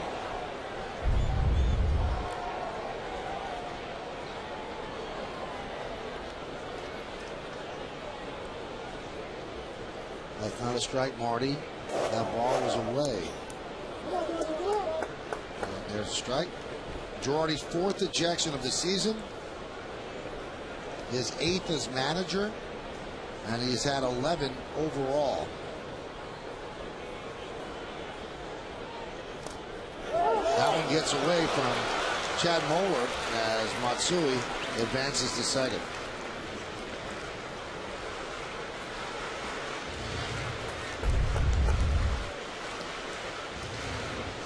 So 50, wow, right between his legs, trying to get down. Obviously, wasn't able to keep it in front of him.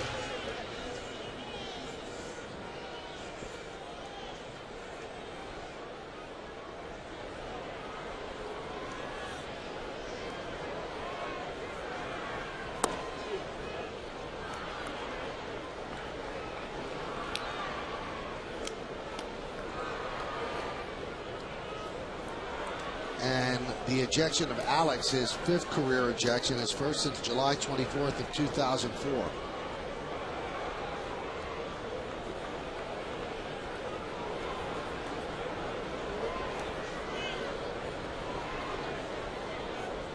I mean, it must have been. I mean, you've just given the. Well, 5 years, over 5 years. These aren't guys that are typical of just flying off the handle where so here he goes again. I mean, 5 years ago, and it's only 4th ejection this season. Well, 4 ejections. Usually, it's Girardi protecting your players is usually about balls and strikes.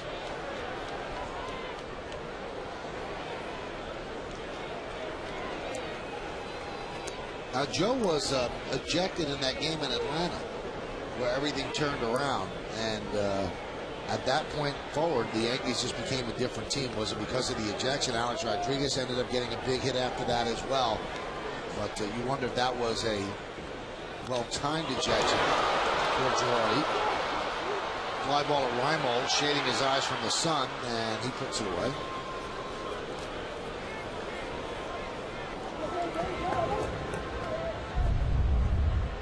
Boy, this is a tough sun field here in left field, the Yankee Stadium. Obviously, Reimold doing a nice job covering the sun with his glove.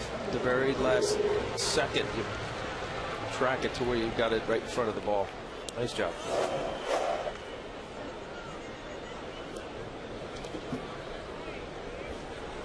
Here's Cano. He's 2 for 2.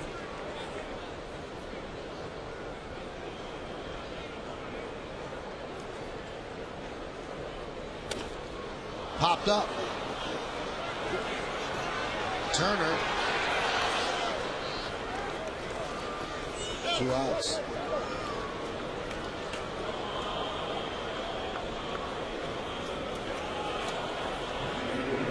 You know, when you look at the level of unhappiness for A-Rod and for Girardi, and then you look at the pitch and you say, well, you know what, it was pretty close. They're probably thinking, you know what, you can call out a rookie on that. But if a star like Alex Rodriguez can take that pitch off the plate, he knows that it's off the plate, he should get a ball call. That's the only reason I can think that they're that angry.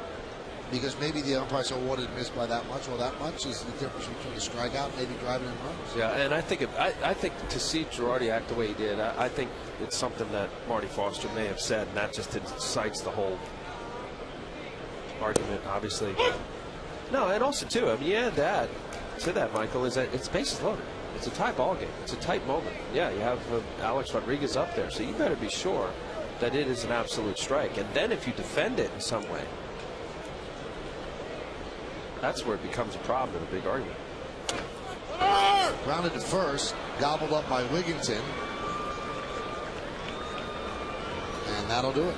Yankees are now just 3 for 14 with runners in scoring position today. Leadoff single wasted. We go to the 6th.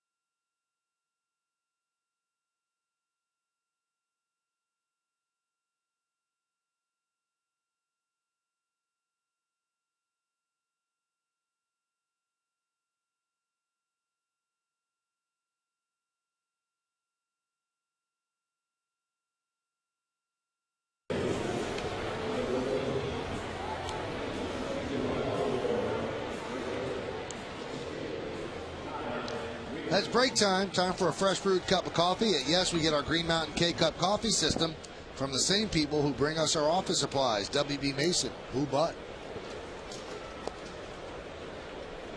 Well, we go to the 6th inning here at the stadium. It's all knotted at 3. Ty Wigginton will lead it off against C.C. Sabathia, new third baseman Eric Hinsky. Alex Rodriguez ejected from the ballgame.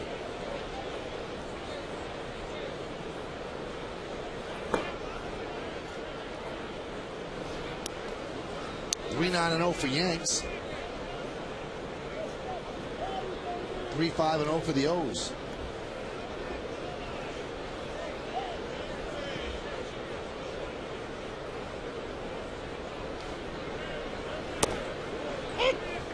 One.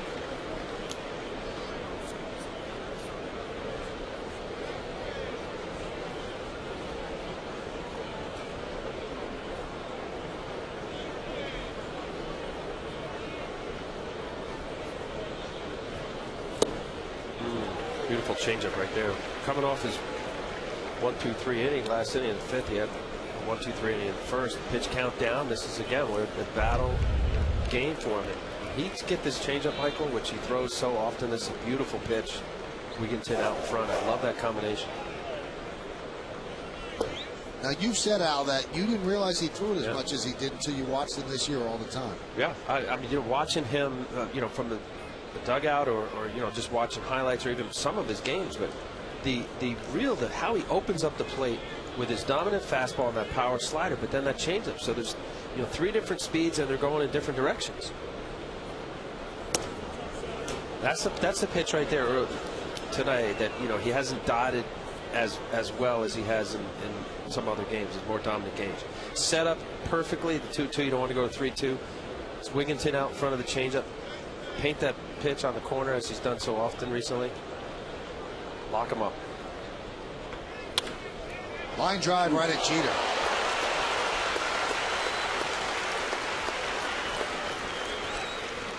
Celebrate the inaugural season of Yankee Stadium on Tuesday, September 15th, when the Yankees take on the Blue Jays. The first 18,000 fans in attendance will receive a limited edition miniature collectible Ford Taurus, courtesy of Ford.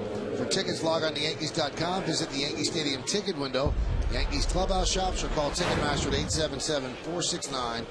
877-469-9849.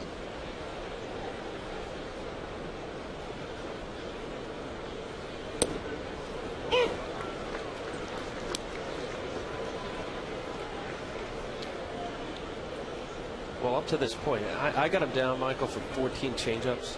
And again, you're not talking about a Tom Glavine or a Jamie Moyer or somebody who doesn't throw hard and has to have that pitch as part of his repertoire. Nice play by Teixeira. And he beats leaders to the bag. 2 outs. But you have a guy, 95-mile-an-hour pitch there that will range from the 95s down to, his changeup in 77, 78 miles an hour with a great slider. That's why C.C. Sabathia is in contention for Cy Young Award every year. Has already won it.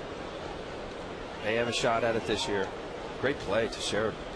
Boy, what he's meant to offensively, but defensively, obviously. And the overall defense of this infield has been fantastic this year. And it's because of that man right there that he's absolutely helped.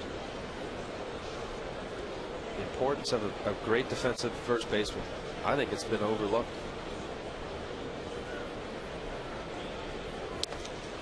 And as good a guy as Jason Giambi was, he was not a good first baseman.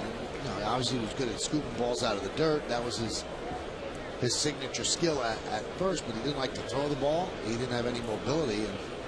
And, for 7 years, the Yankees kind of got lulled to sleep, and that's the way it was. But Mark Teixeira certainly bringing a different brand of defense to first base. And the comfort, too. The throwing errors are down, but when as an infielder, especially coming from the left side with shortstop and third base, that you have a guy that will scoop and do some things mobility-wise, that you're just more relaxed with your throws. And consequently, you'll make better throws. As opposed to fielding feet underneath, and you look and say, geez, I better hit him in the chest here because I don't know if he's going to catch it or come off the bag.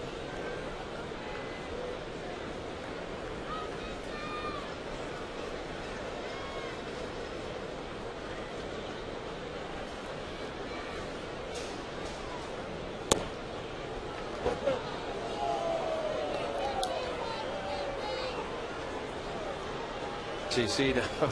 Getting what Marty Foster was that off down away. A little change up, bad count here. CC attacked the zone here, getting an area where you know he can't hit out of the ballpark and throw a quality strike. And he ends up walking Turner. CC looking at him, did not like that 2-1 pitch. The call of it. Yeah, that's frustrating. He gets 2 quick outs. Now you have Justin Turner, young player, rookie, borderline down where Posada caught it was down.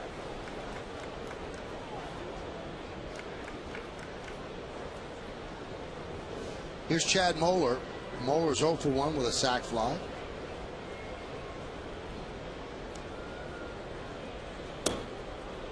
And a strike.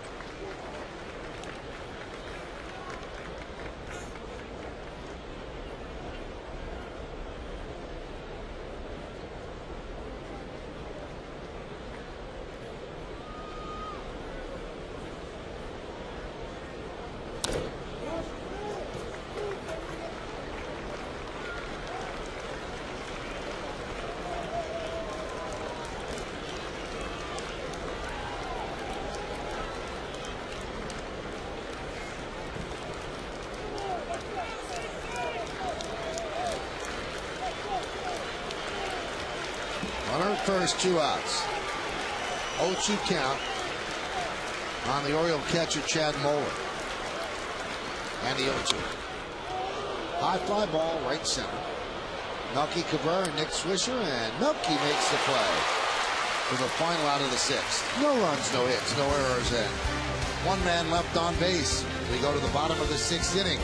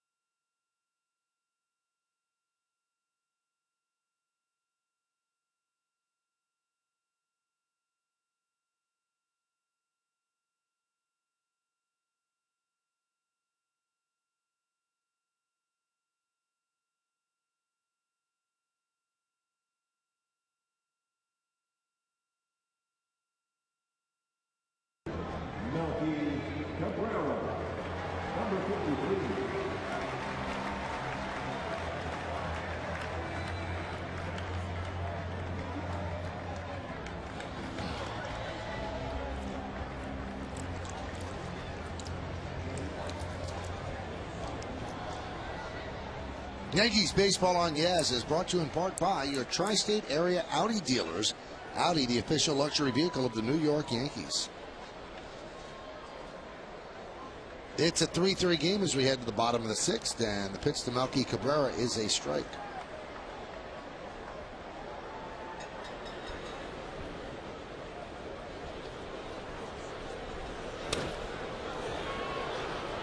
Shallow fly ball, center field, coming on Fiorentino.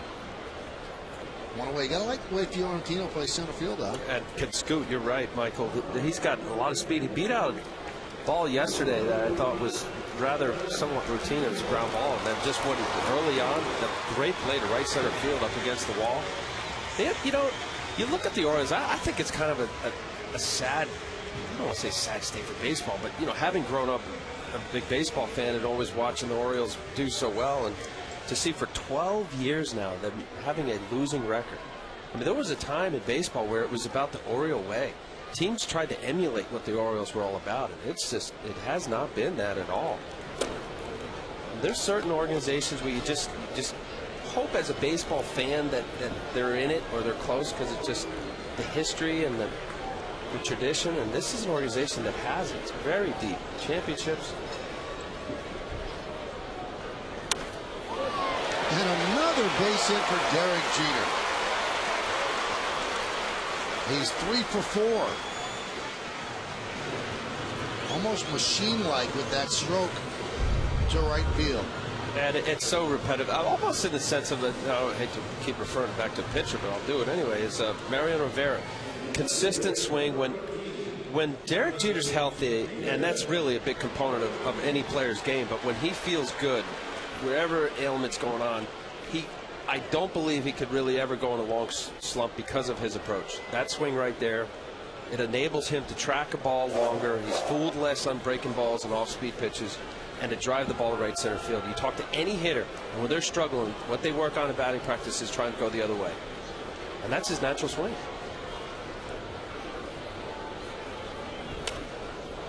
Popped up and out of play. Well, it's Derek's 21st 3-hit game of the season.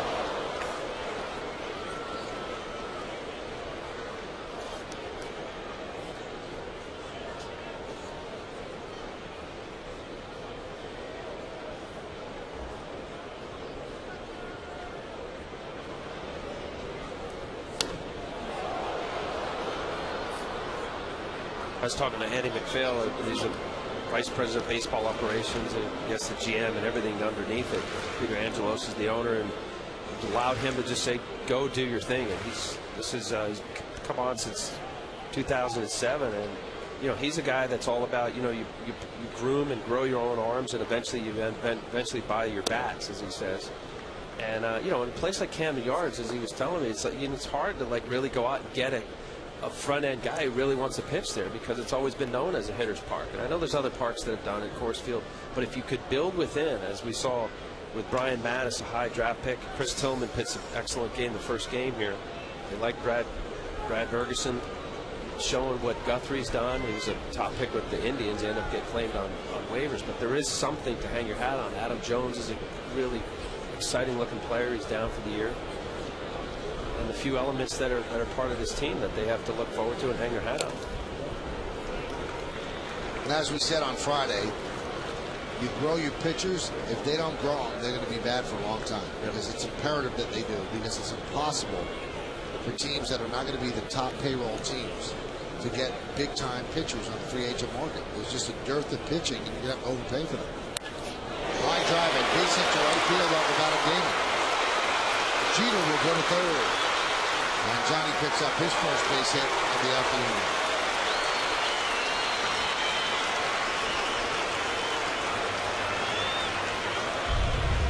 Good at bat for Johnny. Fought up a couple tough pitches, fouled them off. The fastball up in the zone. Bad location for Guthrie. Nice approach, being able to get on top of that baseball. Get a line drive. Got something going here. This is Johnny obviously feels bad about what happened when he thought there was 2 outs. Crossing a run, being part of this. What's on his mind.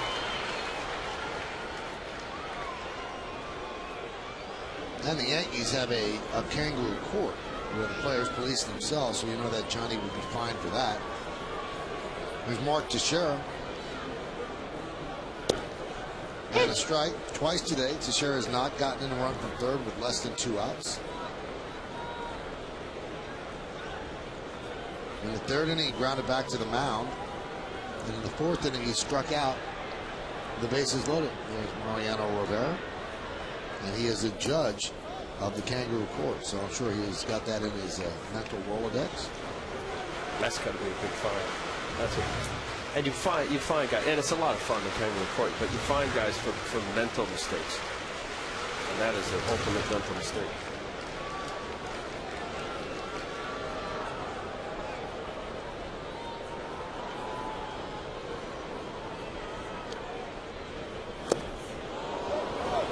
Teixeira's having trouble with Guthrie. He's just not picking the ball up out of his hand. But I don't know whether the Orioles as a team has just pitched him tough.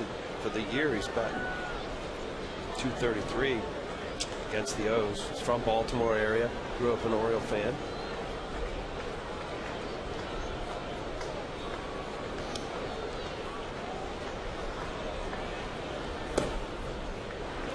now last time he got him up on the change with 2 strikes. So let's see if he tries to put him away with a change on 2-2. As he just threw back-to-back changeups here. Let's see if he does 3 in a row, Michael.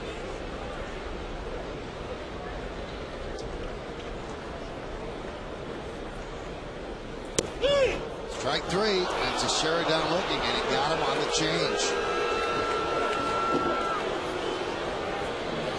Boy, that is a pitch that he just figured, hey, he's going to hit my changeup. Starts him off with a little changeup, another changeup, another. Wow, I said 3 changeups in a row, Michael. That was all changeups. 5 pitch at bat, 5 changeups. You don't see that often.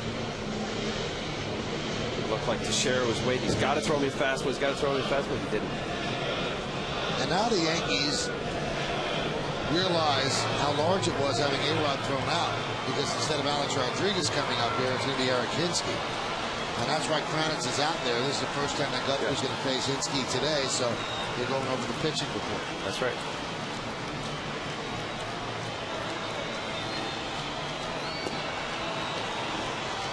I mean, as a staff, what Michael's saying, Rick Kranitz, you get with the catchers and the bullpen coach and all the pitching staff, and you'll go over the hitters, but you stop on the core guys and the bench guys. You'll go over it, but it's quickly with the up and in, down, away, and whatever scout report they come up with.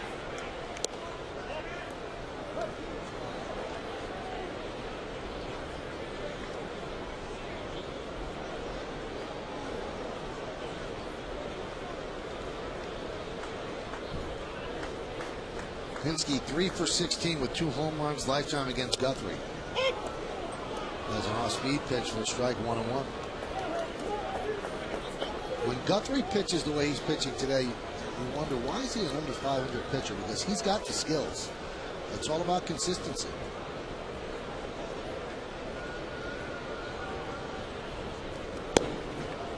Held off on that high fastball on the count, 2-1. Well, he was the #1 pick for a reason. He was 22nd overall in 2002, so he's shown that. Stanford guy, he's smart, intelligent. And yeah, I mean, consistency is the name of the game, certainly when you play baseball and get a lot of appearances, opportunities, pitches. Hitters, 500 plus at bats if you play every day.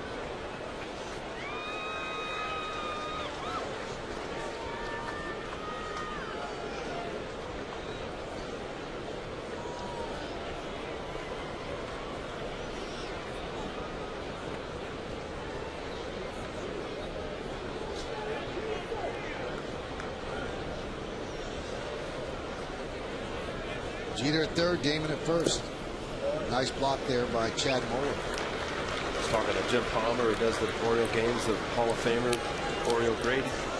They let Guthrie go to the WBC, played on Team USA. It didn't do well at all. It really was a residual effect of him getting back into his routine. But there were 37 pitchers in the Oriole camp. And part of their reasoning wasn't all totally, but it was the fact that he could go get his pitch and work there, and they could see other guys early on in spring training. So Hinsky works a walk and the bases are loaded. And there is Jim Palmer. Boy, you talk about pitching, Michael. He'll talk pitching a lot. It's great. I love it. There's a pretty good pitcher, Ron Guidry, giving a hug to Jim Palmer. Ron was at the ballpark today. Boy, they lock arms, huh? Horns, those guys throwing that. When the Orioles were something in the late 70s. Pretty good. 2 pretty good pitchers. The only thing that's kept Ron Guidry out of the Hall of Fame is longevity. Didn't do it for enough years. But when he was good, he was as good as anybody's ever been.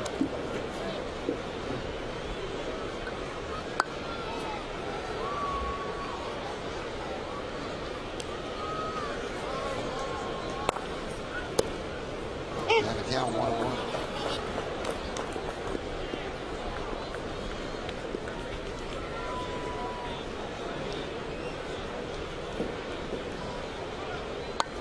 Jeter's on third, Damon's at second, and Hinske is at first.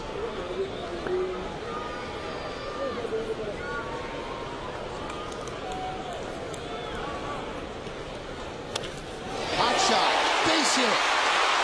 That'll score 2. Hinske is going to go to third. The throw comes all the way home. It's late. 2-run single for Matsui, and the Yankees lead 5-3. And Hinske just got out of the way of being hit by that line drive. It would have been the last out of the inning. This ball is smoked. Came with a changeup 1-0 and then threw it again. Nice approach. Drives that ball, as Michael said. Hinske almost got hit with this. Not a whole lot of reaction time. Barely getting out of the way of that ball. Big, big hit for the Yankees. Matsui coming through there. Hinske backstepping. Markakis getting that ball in quickly. Not a bad day for Jeremy Guthrie, but he falters here in the 6th inning. He's given up 2 runs, given up a lead, and now he's got runners on first and third that he leaves for the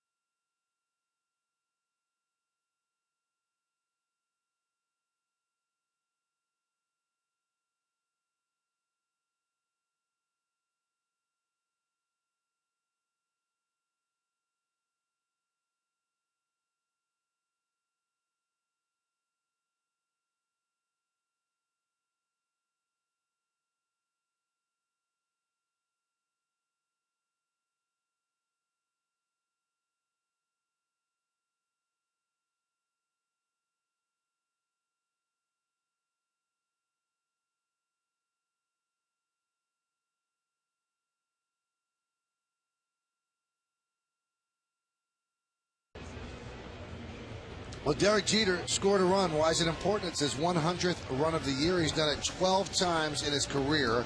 So he breaks a tie with Babe Ruth for second place. Now he's alone in second. One more year and he ties Lou Gehrig. The captain keeps chasing the captain. This call to the bullpen brought to you by AT&T. Your world delivered.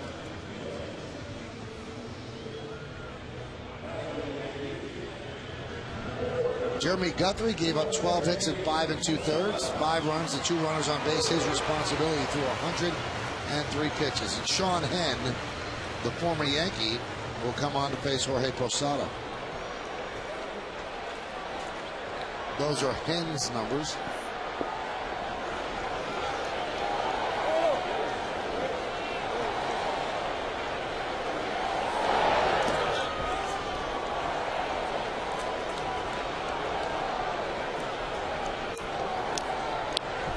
In 3 seasons with the Yankees from 05 through 07, 2-6, 7.53. The Yankees always thought that he was going to be pretty good, but he could never harness it. You don't like to give up on left-handers. They eventually did.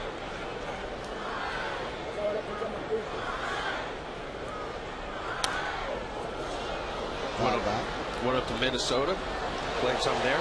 I think really the frustrating part was that Sean Henn, the starter in the minor leagues, and I think they saw an element of his stuff go down. He's kind of odd in a way, because when you watch him, he'll possess like a very good fastball and that plus stuff, as you say, Michael, but then he'll lose it. I mean, literally like 3-4 miles an hour off his fastball, and it ends up being a guided, forced pitch. And a lot of times you'll see young pitchers when things aren't going well, instead of continuing to reach back and do what you're capable of doing, you start aiming it, and you just not as effective. They thought there was a chance maybe of him doing something out of the pen. It just didn't work out. The 2-1. Count 3-1.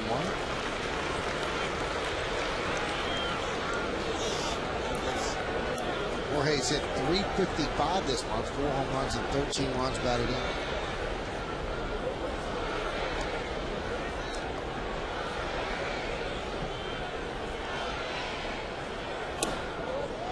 And Posada walks to load the bases. Well, the Yankees have had their opportunities to break this game open. Before the hit by Matsui, they were 3 for 15 today with runners in scoring position.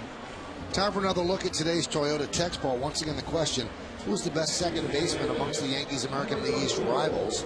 You've been texting us at 58772. Here's how you voted. And you voted for the MVP, which makes sense. Dustin Pedroia, 47%, then Brian Roberts, 25%, and Hill and Zomers. Wow, some impartial fans here. I mean, you're shocked that Yankee fans are voting for the Red Sox? Yeah. Hand now against Cano.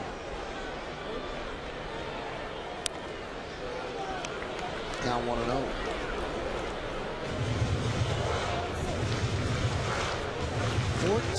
Relievers the Orioles are carrying in their bullpen. 14. Hinsky's at third, Matsui at second, Posada's at first.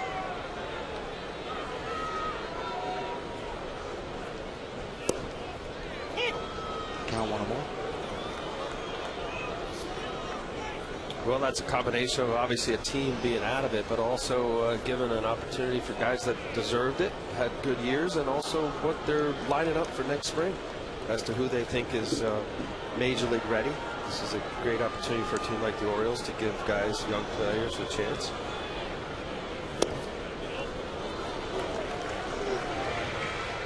A little hesitation on both sides there. Sean Hand looking at it. Chad Moeller kind of hesitated.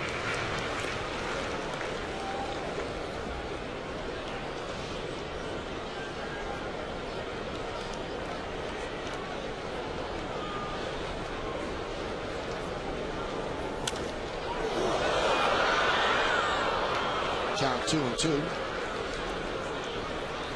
Cano's 2 for 3.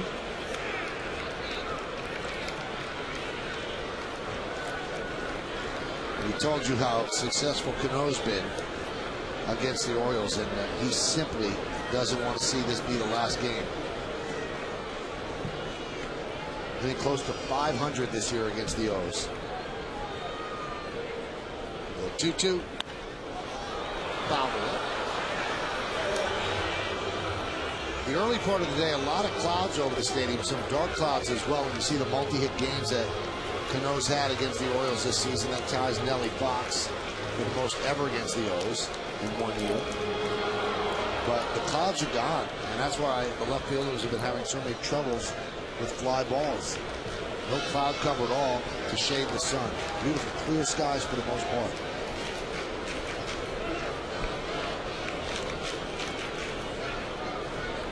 It's a great sports day here in the area. You've got full house at the U.S. Open in Flushing, 46,413 in the Bronx. You can have a full house for the Giants and the Redskins in the Meadowlands. The 2-2, and he struck him out. So Hand challenged Cano to strike him out with the bases loaded. But the Yankees take the lead. They scored 2 runs, and it was Hideki Matsui who came up with a big hit.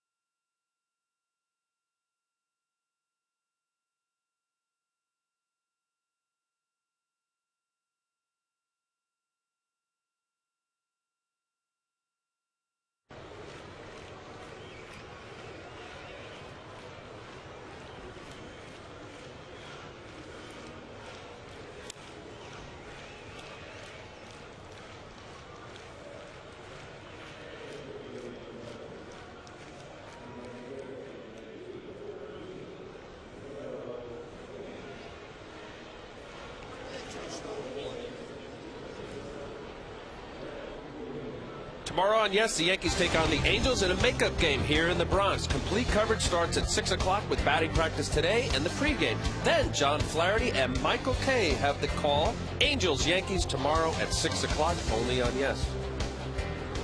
And it's going to be a battle for the best record in baseball. Yankees lead by 4 in the loss column over the Angels. And they have 4 games remaining with the Angels as Fiorentino takes a strike. You know, you're amazing to me, Al. You really are. Really? John Flaherty's doing the game. I'm doing the game.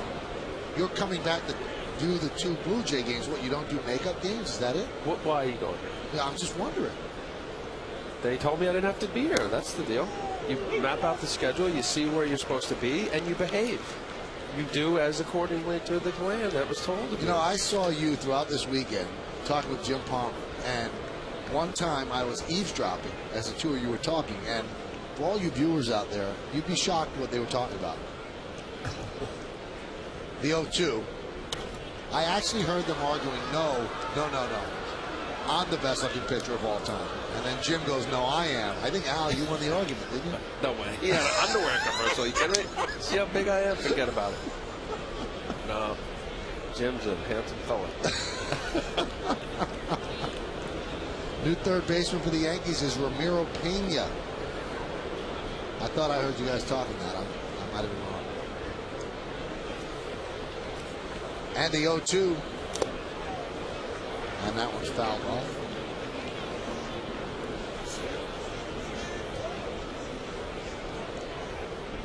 You know, we should have a second Toyota text ball. What would that be? No, stop. Who's the best looking pitcher of all time? Is it Leiter? You know, it's funny you mention that because Jim Hunter, their play-by-play guy, I thought I heard the same thing between you two. Really? Yeah. Is that what you heard? You're so vain.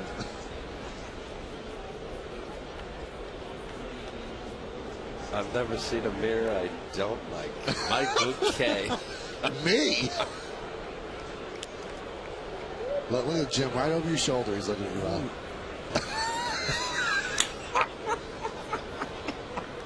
He's looking over your shoulder for the all good. You know, he was telling me about a cool drill that he found out from Mike Butcher, and complicated way of getting to Jeremy Guthrie that I think I'm going to use on my Little League team that Jack's on.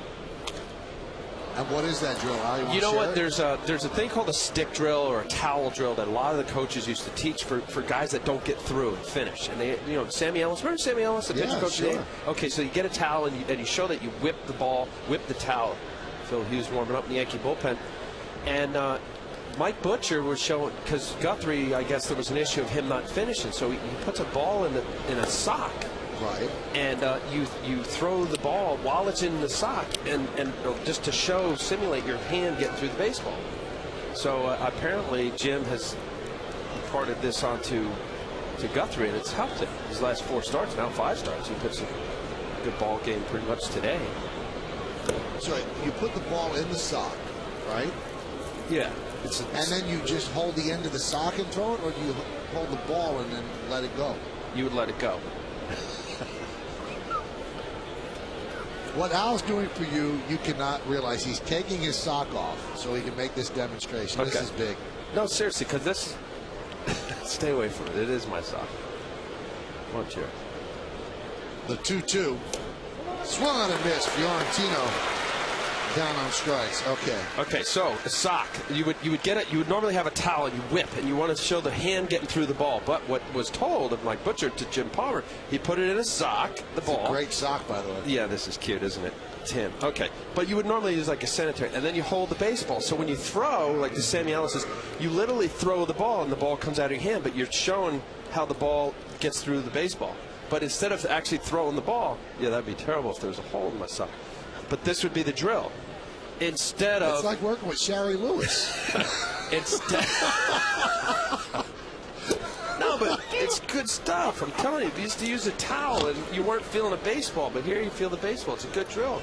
Apparently it's helped Jeremy Guthrie. Wait, you lost me. Why can't you just do that with a ball without a sock? Because the ball, you don't want the ball to go anywhere. You'd either use a stick where you throw the ball and you want the feeling of your hand getting through the baseball, or you would use a towel and you're not feeling the baseball. So here, by putting a baseball in the sock, You think I'm a fool? No, it's great. Yeah, this was great. I'm going to use it. Is that lamb chops?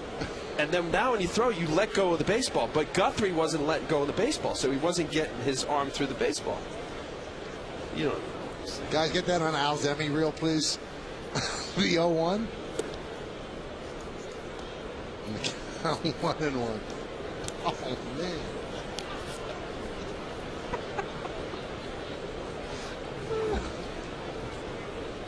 All right, we'll do it at like a batting practice show. Maybe we'll get us a chance to throw at the bullpen or something. And also the sanitary hose they use, the ball would have more travel. It would travel a little bit further than obviously these little browns. With an Argyle pattern. I thought it was good, and you're always trying to think of, even as a player or coach, some other kind of drill to get the point, or you see guys go to different teams and they kind of get it. I mean, coaches, it's kind of the same stuff of hitting and fielding it. It's just, but maybe the message is a little bit different. So you're going to use that with your son Jack's Little League team? Yeah, because I do some stuff with kids. I like the idea because you're actually holding a ball as opposed to a stick or a towel.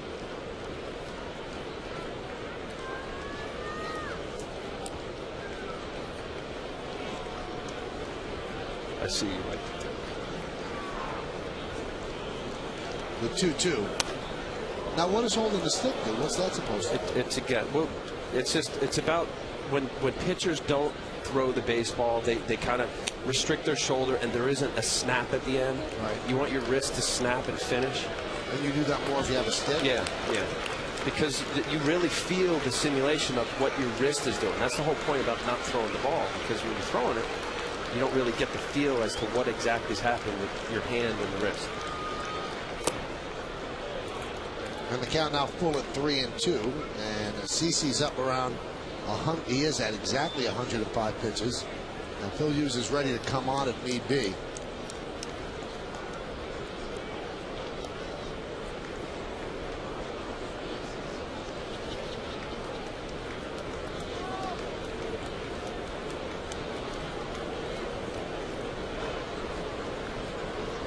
And the 3-2, and he walks him. That was a pitch for CeCe. Back-to-back changeups, was in a 2-2 count. Got the 3-2 with a changeup. Posada calls it. It's one of those pitches, your pitch count's getting up there. You may get taken out. You want to nail it. Just didn't make the pitch. Now, for those that just joined us, Joe Girardi was actually ejected from the game in the fifth inning. So Tony Pena is acting as the manager. He's the Yankee bench coach.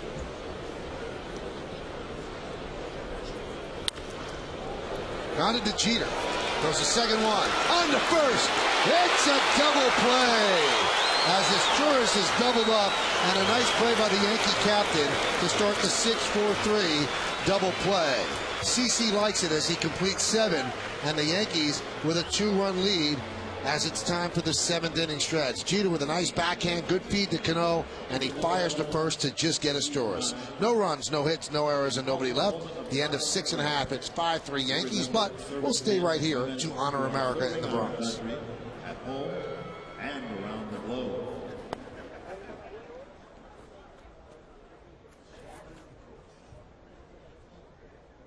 Now please join Kate Smith as she sings God Bless America.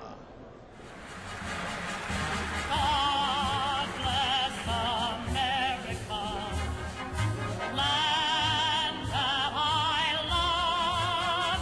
Stand beside her and guide her through the night with a light from above, from the mountains to the prairies, to the ocean.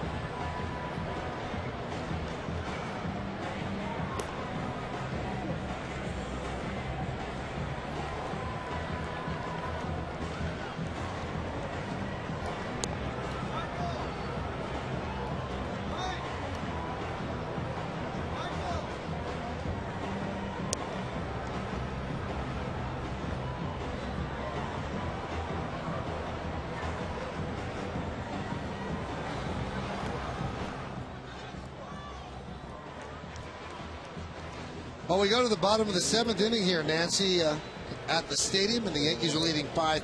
Sabathia gets the speediest tourist to bang into a 6-4-3 double play. 5-12-0 for the Yankees and 3-5-0 for the Orioles. CC has now completed at least 7 innings in 8 of his last 9 starts. And that's why you give CC Sabathia the money that you gave him. You want him to be your horse. You want him to be your number one guy. Your number one guy is going to give you 7 innings most of the time. You know, and I think that is an absolute part of course, you want your number 1, 2 starters to win 20 games and do fantastic things in that category. But the big element of a horse, to me, is a guy that knows, obviously, you know, end losing streaks, but to be able to go deep in the game and save your bullpen. Your 1, 2, 3 starters, really, it's imperative that they don't, you know, constantly keep getting to that 5th, 6th inning guy. And CC has done a fantastic job, and he's done that pretty much most of his career. Chris Waters, a new pitcher for the Orioles, taking over for Sean Henn. And Waters will face Swisher, Cabrera, and Jeter. There's a strike. And you know, Michael, what's satisfying, and mentioned it during the telecast early, that when you're struggling command-wise, and he only gave up the 3 runs, that you continue to battle.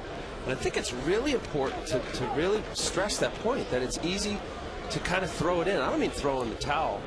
This Waters, his numbers at AAA Norfolk, is that you have to grind it out. And there's times when you feel like, you know, geez, I'm worthless and I didn't do my job and I wanted to throw a shutout and I wanted to be great and get the back pace and all that. Well, guess what? You're not always going to be there. And the guys that, you know, bend and don't break, they're the ones that really have those special years. Rounded to short as Torres gets the hustling Swisher for the first out. You know, it's even the mindset of a guy who, you know, maybe in a big moment, you know, early in the game, 2nd and 3rd, you know, nobody out, doesn't drive in a run or pops it up or strikes out. You know, where does he put his head? You know, is he bummed out? Is he daubered down? You know, does it affect the rest of his day? And your mediocre players, yeah, it does, because they can't get out of it. They just can't get out of their own way many times, and mentally they're in the wrong place. You're confident. Superior players don't allow that to happen. Strike to Melky Cabrera.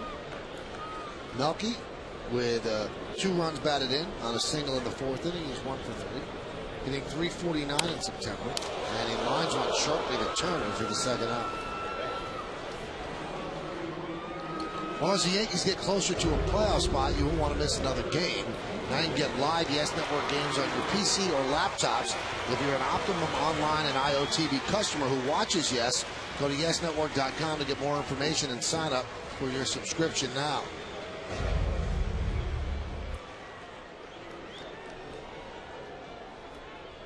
Shadows might become a factor in the 8th, at least the 9th inning, starting to creep over the grandstand. As Derek Jeter digs in. Derek with 3 hits, 3 for 4, and 3 runs scored. And if Chris Waters looks familiar to you, he actually started the final game for the Orioles at the old Yankee Stadium.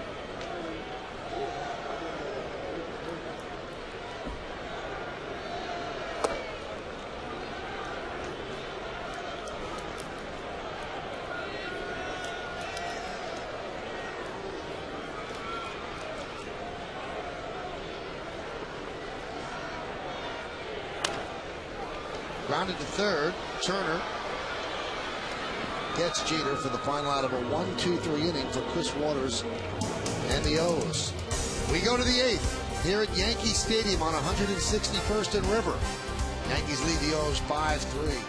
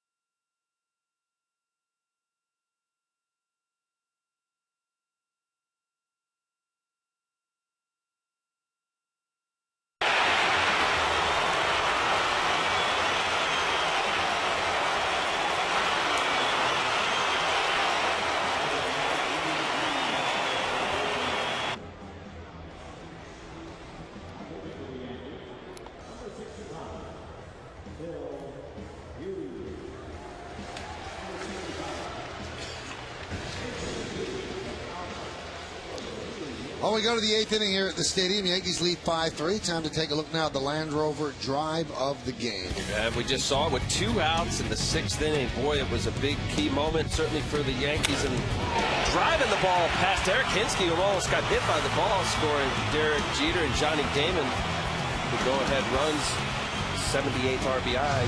Hideki Matsui, the Land Rover drive of the game.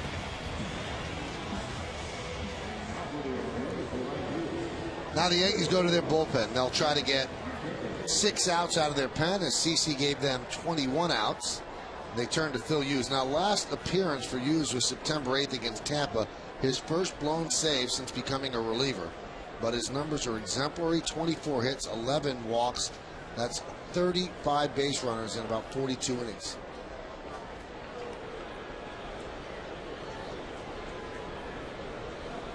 Gave up a leadoff home run when he came in to break a 2, or to tie the game at 2-2.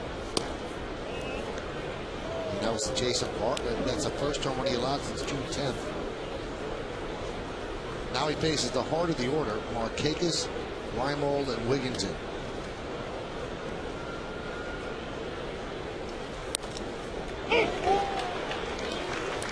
Count 1-1.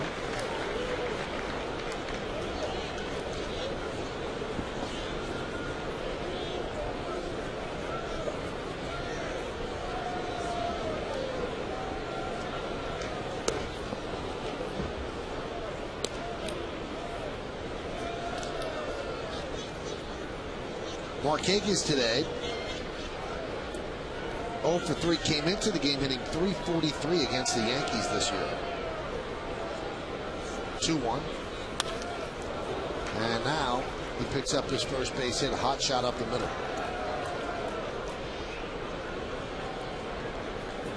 Today and throughout the Yankees season on Yes, we're allowing you to vote along with the 2 of us here in the booth for the Chevy player of the game. Text your vote to 58772. And today's candidates are: number 1, CC Sabathia; number 2, Derek Jeter; number 3, Melky Cabrera; number 4, Hideki Matsui. Vote now. Make your voice heard. Standard text messaging rates apply.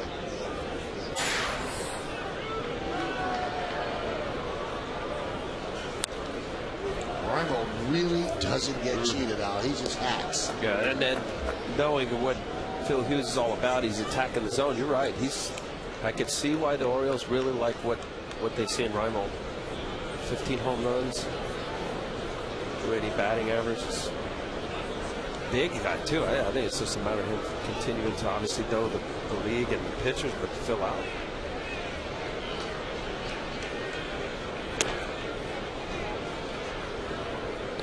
Overthrown mad ball from Phil Hughes, 96 miles an hour.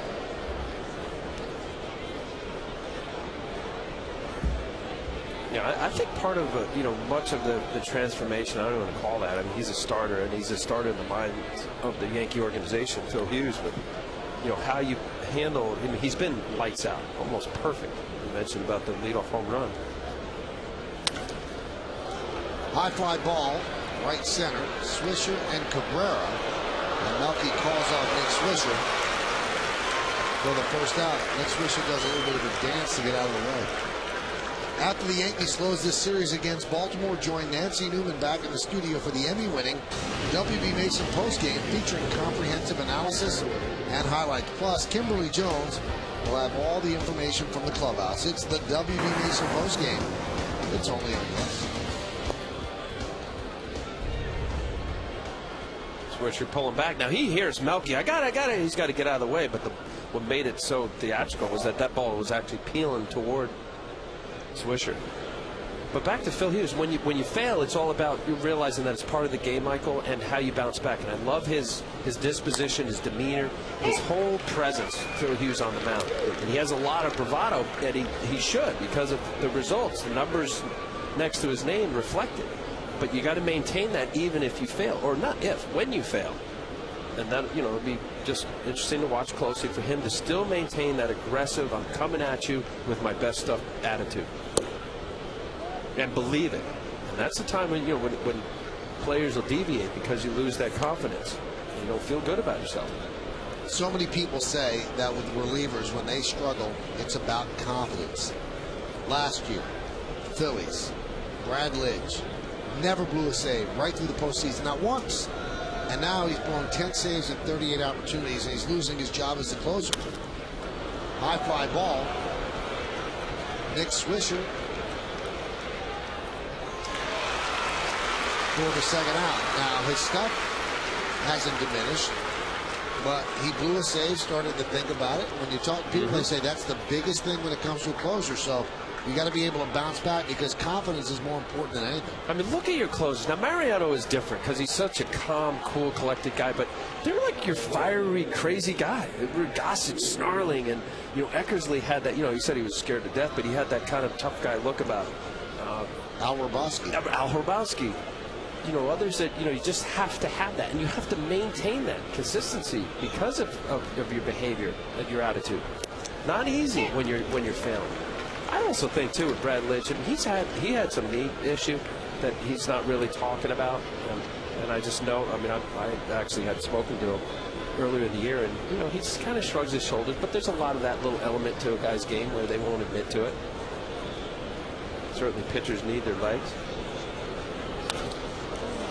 Yesterday, Ryan Madsen tried to close and served up a 2-run home run to David Wright to win the game for the Mets. So the Phillies' chances of repeating rest on whether or not they can straighten out the bullpen. And if you want to see when things started to go on the right track for the Yankees, Phil Hughes was inserted into the bullpen, and all of a sudden it became a strength for them. The Red Sox won the first game against Tampa Bay 3-1, and a doubleheader today. The second game is at 5 o'clock. The 0-2. He struck him out. That's a nice comeback inning for Phil Hughes. The last time he pitched, he served up a game-time home run. No runs ahead, no errors, and one man left. We're on the bottom of the 8th inning. Yankees are up 5-3 on Yes.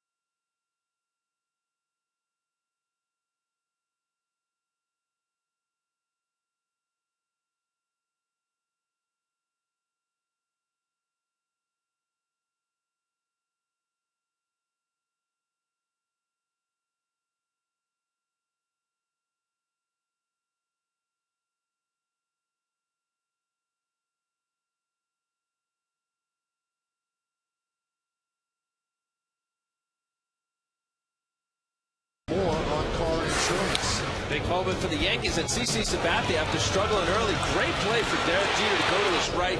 Excellent transfer. Quick throw from Robinson Cano. Might go play the game.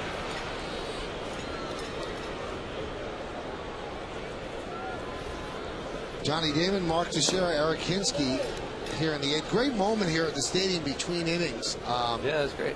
They always play Al Leiter highlights to the great Paul Simon's You Can Call Me Al. And today they actually somehow spliced in, incorporated his sock demonstration. They got up on the scoreboard in a hurry, Al. Yeah.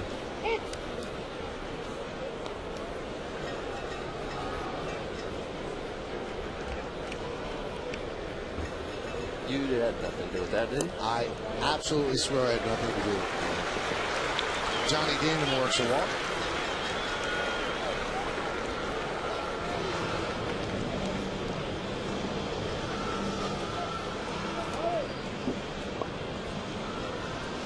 And that's going to bring up Teixeira, who is thrilled that Guthrie's out of the game. He was 0 for 3 and was hit by a pitch, struck out twice. Yankees would like some insurance runs for the 9th inning. They are up by 2, 5-3, trying to salvage the final game of this 3-game set.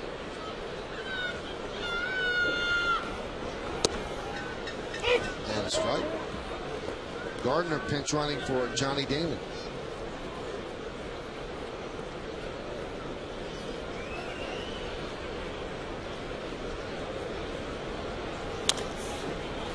Rounded toward third. It's a foul ball.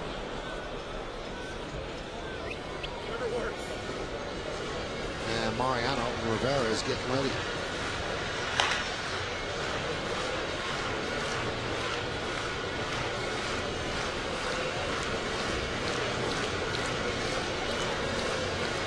I said Hinsky, but remember, Pena had taken over for Hinsky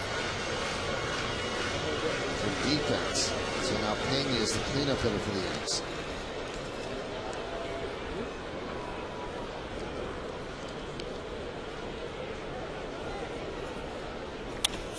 Line drive, a base hit to right center field.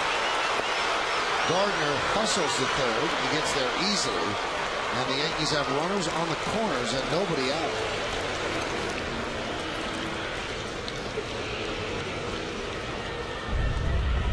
Sheriff fighting off this 0-2. Middle of the plate slider breaking into his bat. Doing him a bit of a favor there, mistake-wise from Waters. And then the wheels are on for Brett Gardner. Easily, obviously, getting to third base. Nice base running. Gardner has great speed, and that great speed gets him to third base easily. But now that he's at third, you've got Pena at the plate, who's a good bunter. Would they entertain the thought of a squeeze play for that extra run here in the 8th? Orioles have the infield in.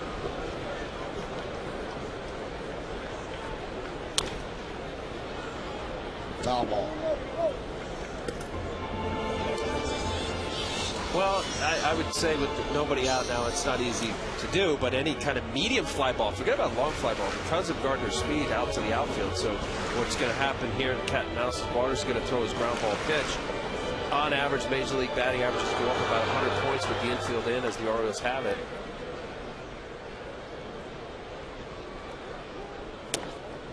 Pena is 4 out of 6 getting a runner in from third with less than 2 outs.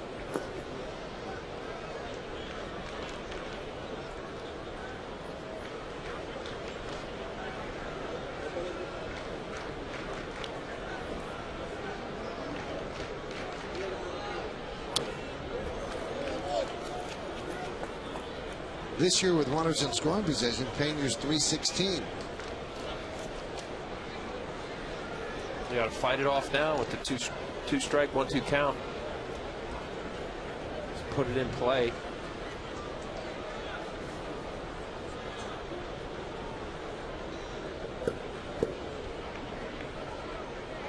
And the 1-2. Still 1-2. Another mistake from Chris Waters. Slider middle of the plate up. Good pitch for him to be able to drive to the outfield. Gardner will be waiting, making sure that the ball goes through the infield with the infield in.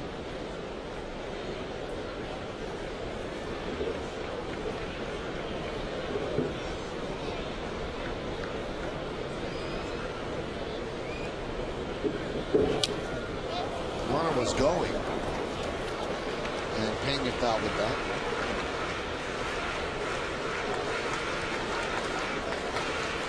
Not a bad move unless they have a trick play with the 5% caught stealing rate that Chad Muller has, even though Teixeira is not a base runner. Hope the throw. Maybe they go throw through. Gardner be on heads up on it.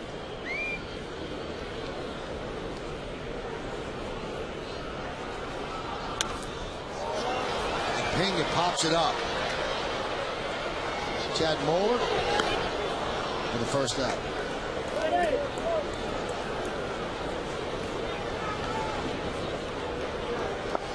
And that's going to bring up Matsui.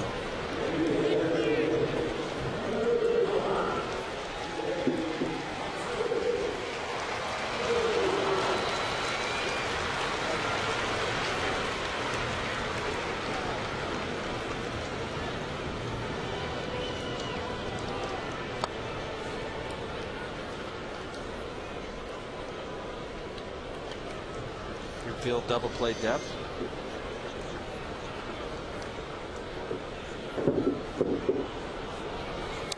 That one's still deep to right field. Going back, Markakis. Track, wall, see ya.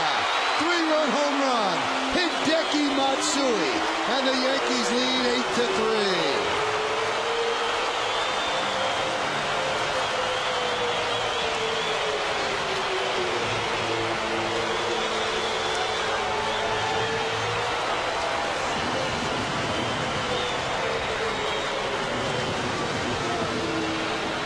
Matsui now with 81 runs batted in, 24th home run, all as a DH, and the Yankees have pulled away.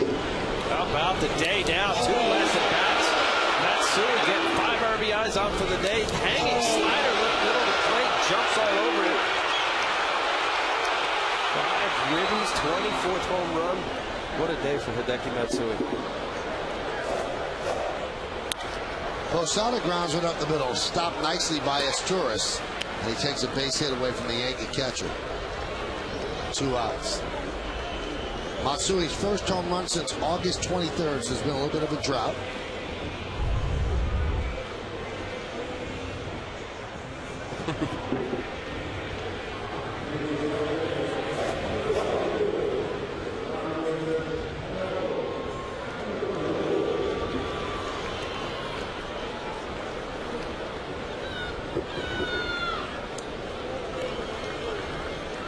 Here's Cano. Cano is 2 for 4. And a strike from Waters.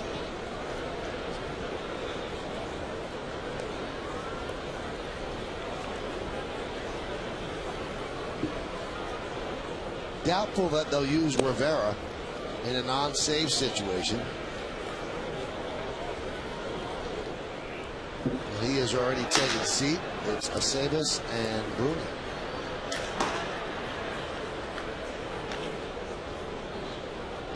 Well, one of them's getting work. We wouldn't have them both. We warming up for the Orioles. Cano does not want the Orioles to leave, ever. 3 for 5.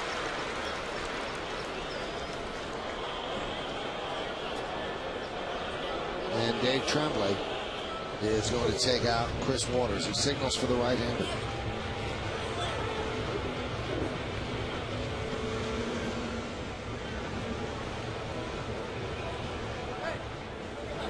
So we're going to step aside for just a moment. Cano is now 33 for 69, 478 against the Orioles. Waters departs. Bass, I remember him.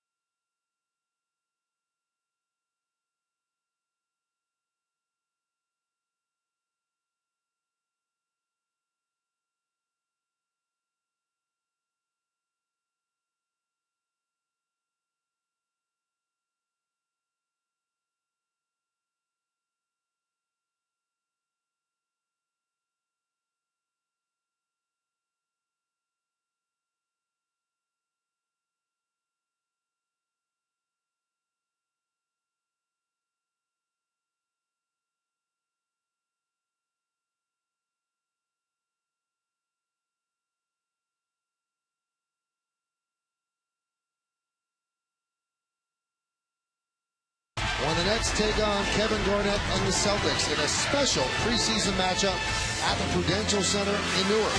Get your first look at Devin Harris, Brooke Lopez, E.G. and the 2009-2010 Nets. Our coverage returns October 13th, right here on Yes.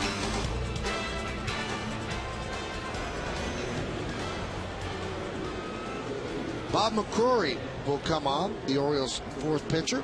You see his numbers, just 4 games with the O's this year.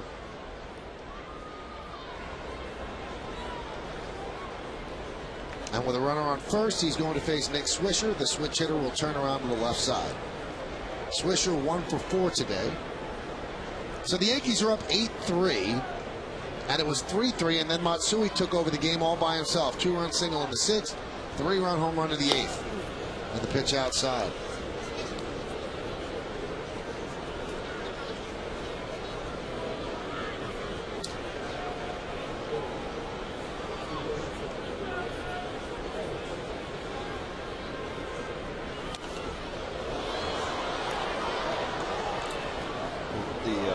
The potency of the Yankee offense, of just how it's just so spread out, and when they're all locked in, they're nearly unbeatable.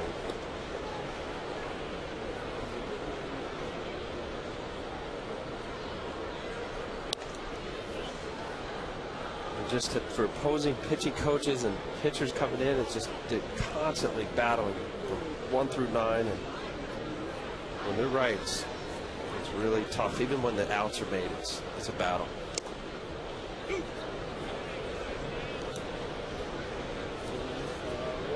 And then the length, you get the guys in Matsui and the guys that maybe haven't had as a consistent year. Matsui's been more about injury and him feeling some of his ailments, his knee, and this makes it very tough to get through. If you look at Matsui's numbers, Al, 24 home runs, and he now has 81 ribbies. Remember, he served as a pinch hitter in 8 of the 9 National League games in National League ballparks when there's no DH. He lost a lot of at-bats. He's had to sit down a couple times. His knee got drained. He's having a pretty good year. Hot shot, base hit. Cano will go to third. Swisher is on first with his second hit.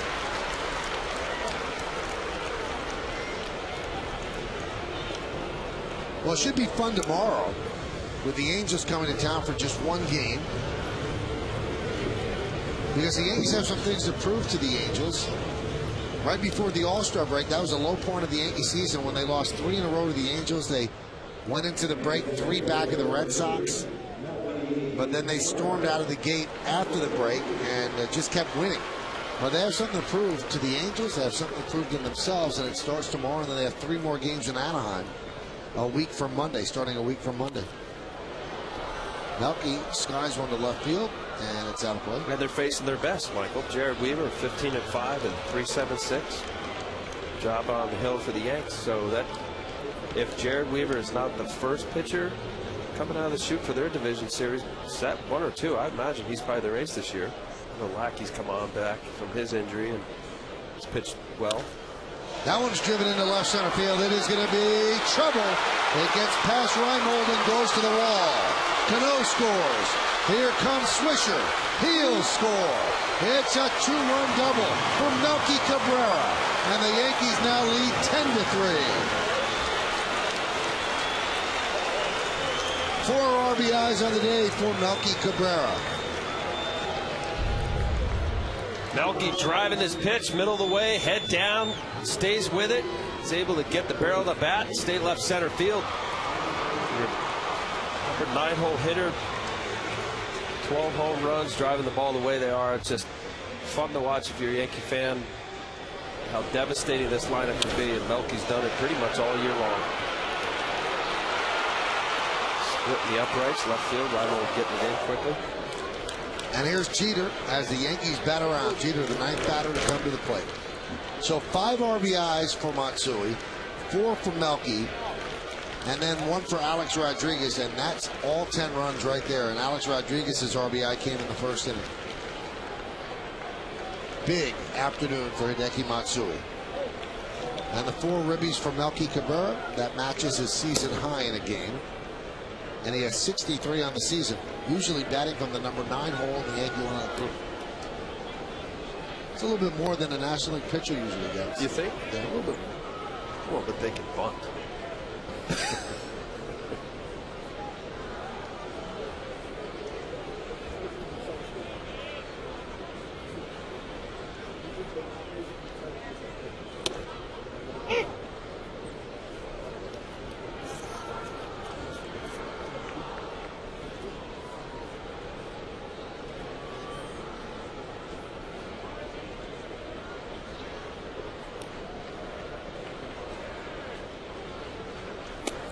Maybe tomorrow's game, battle of the American League MVPs. Kendry Morales, the years he had, they thought he'd have as many home runs. Teixeira with the Yankees, Jeter, obviously throwing Joe Mauer, the Twins. Clean it up there before the end of the game. So Jeter walks, and that puts runners on first and second.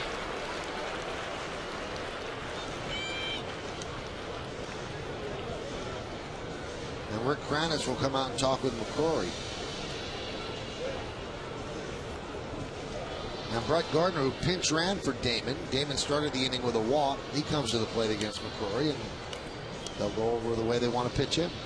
Rick Kranitz was Joe Girardi's pitching coach at the Marlins. Long-time minor league pitching coordinator with the Cubs, where Girardi knew him. Kranitz taken over after Leo Mazzoni was the Oriole pitching coach. Well respected, Rick Kranitz. He's got his work cut out. A lot of young arms at the Orioles.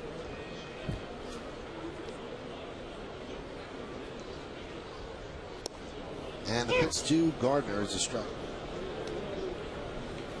A lot of action today. CC Sabathia is looking to pick up his 17th win. The 5 ribbies for Matsui, the 4 ribbies for Cabrera. Joe Girardi was ejected from the game, so was Alex Rodriguez, both for arguing a previous strikeout in the 4th inning. That one is laced to left field, giving chase. Reimold, and he can't get there, and it bounces into the seats. So Melky Cabrera will score. Jeter moves to third. It's a double and an RBI for Gardner, and the Yankees now lead 11-3. It's going right for the Yankees. This little off the end of the bat. At that point, Gardner's just hoping that it stays fair. Reimold makes a nice effort here. Just stayed inside the foul line by about a foot. Going into the stands, a ground rule double. Maybe a couple feet. Here's Mark Teixeira. 6 hits for the Orioles. 18 for the Yankees.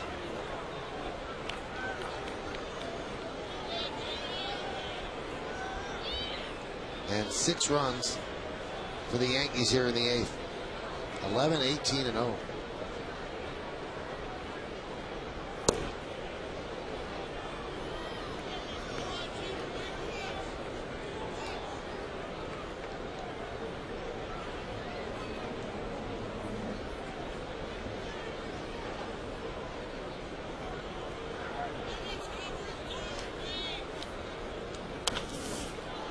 Grounded fair, past Wigginton and down the right field line. Jeter will score. Gardner will score.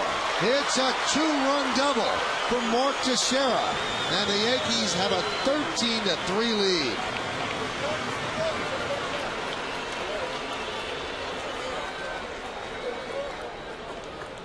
Eight runs. 8 in the 8th. Blowing it open here.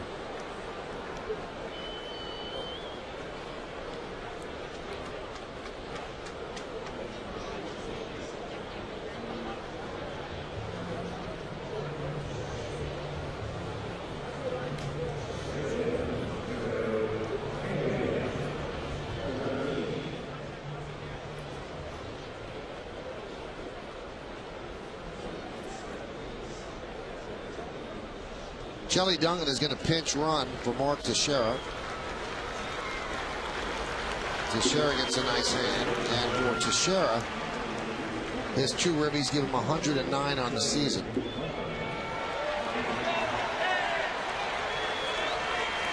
So the Yankees with an outburst here in the 8th inning.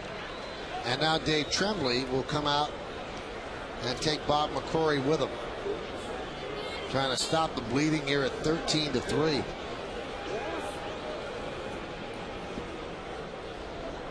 So it looks like Clay Meredith is going to come in to face Ramiro Pena. Well, it was close. It was 5-3, and then the Yankees said enough, and now it's 13-3. We'll be back.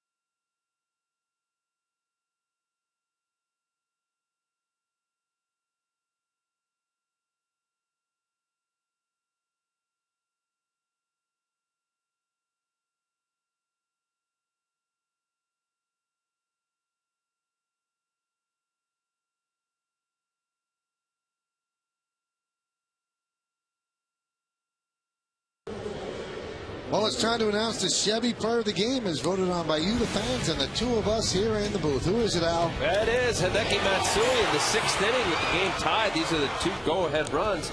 And then in this inning, it's a 3-run homer, 5 RBIs on the day, 81 RBIs for the season.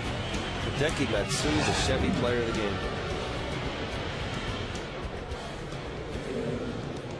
So Clay Meredith comes on to try to get Ramiro Pena. You see Meredith's numbers this season. 68 hits in 57 and 2/3 innings.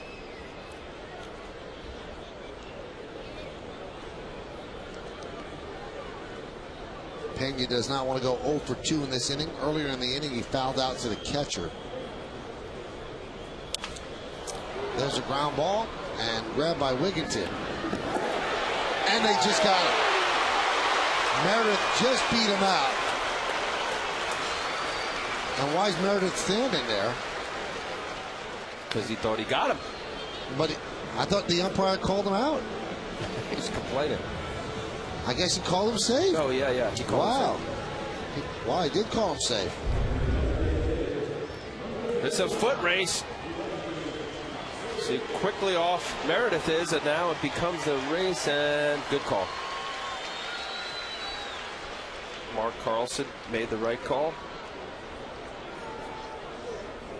Safe.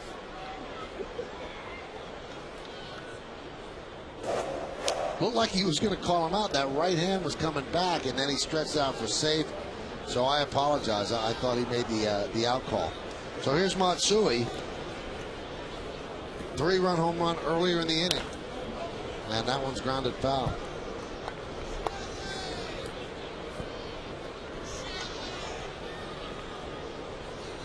Yankees just teeing off. Get big, healthy cuts. Big day, 3 for 5 with 5 ribbies. Yankees are up 13-3.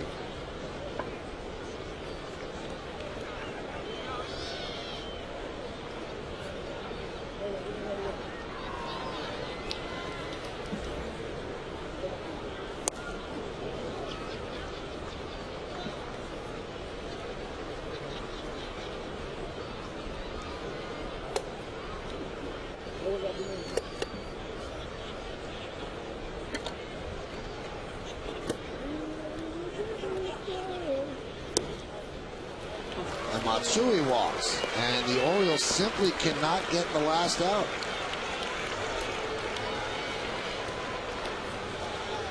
And that'll bring up Posada. It's one of those innings, if you're an Oriole pitcher, you try to make pitches, and you're obviously walking a guy in a game, a blowout 13-3, that you just say, you know what, I'm going to throw it right down the middle, see how far he can hit it.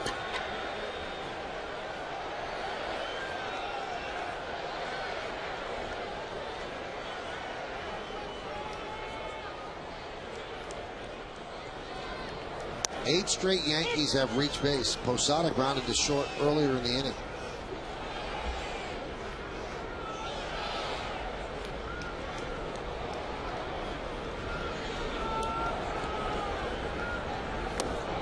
So the bases loaded with the Yankees. 8 runs already in, 2 outs. And the count 1-1.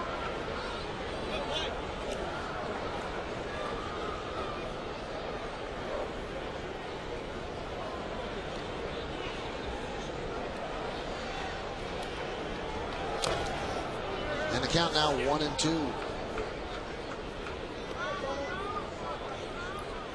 Tell you, watching Bruni, he's throwing a complete game down there, getting ready to get in the ball game. Sometimes a pitcher, they're always part of the routine of throwing with 2 outs leading up to knowing that you're going to leave the bullpen. End up throwing a lot of pitches.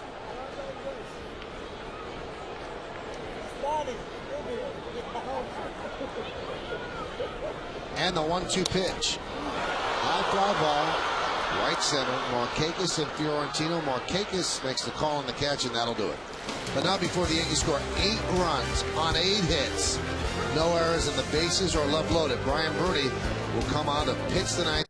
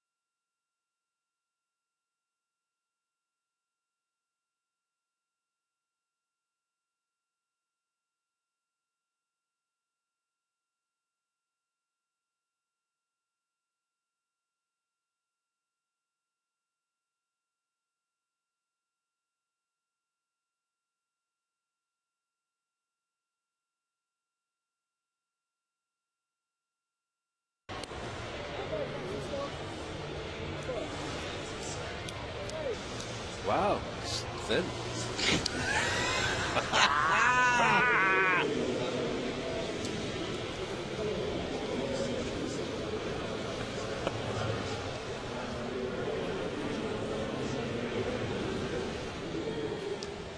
Well, after the Yankees finish this game up with the Orioles, you can join Nancy Newman back in the studio for the Emmy-winning WB Mason postgame, featuring comprehensive analysis and highlights. And then Kim Jones has the quotes from the clubhouse. It's the WB Mason postgame. It's only on Yes.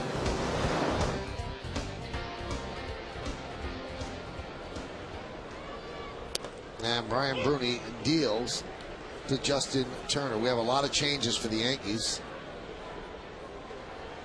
Almost a new defensive alignment, except for Cano.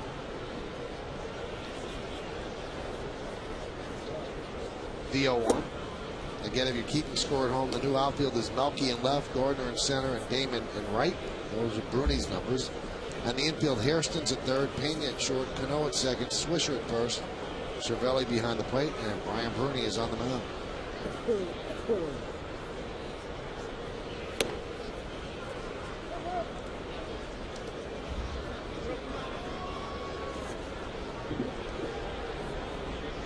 It's an appearance for Brian Bruni. He's only given up 1 earned run in his last 13 appearances, but 8 walks in 11 and 2/3 innings.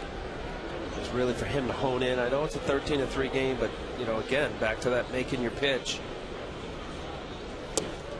Importance of throwing strikes, and ever so important, paramount for a reliever to be coming in, obviously tight ball games, and getting ahead is important in any success of any pitcher, but especially a reliever. Got a little more room to dance around as a starter if you're behind in counts, and can always pitch your way back into the game. The 2-2. And the count 3-2.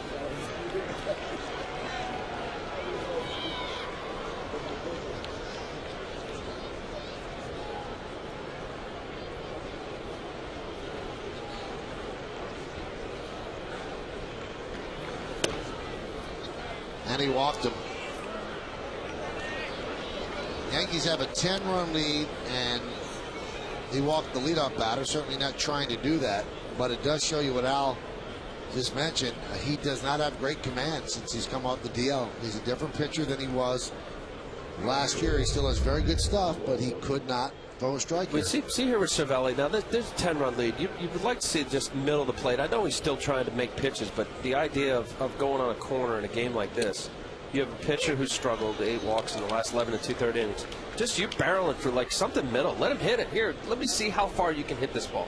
I'd rather give up a home run than a leadoff walk in this game. No question about it. Popped up. Swisher calls off Bruni, 1 away.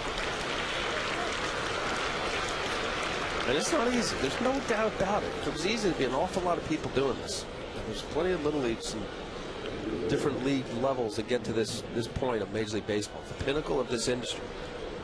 But that's where you try to get to. And whatever the components and elements of the physical and the mind and your preparation of being able to do your job. And that's when you hear athletes talk about that they're locked in or they're in the zone. Those are those moments.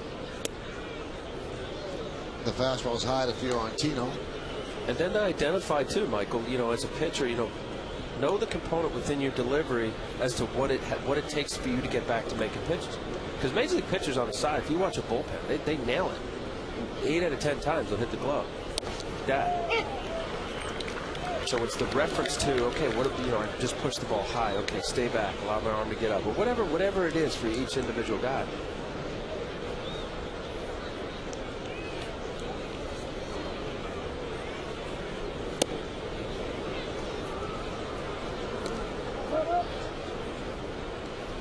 O'Brien has walked at least 1 in 7 of his last 10 games. His velocity is good, though, so you would believe that everything's fine with the elbow. He went on the DL twice for that, but he is throwing 95. That one is skied into center field.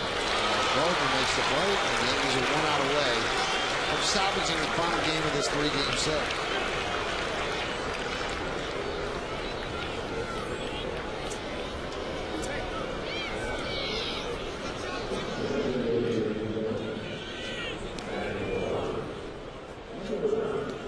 Michael Aubrey is going to pinch hit for Brian Roberts.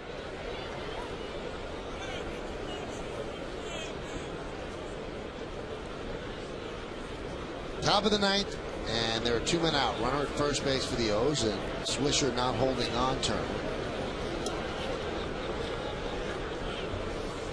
13-20-0 for the Yanks, 3-6-0 for the O's. Strike.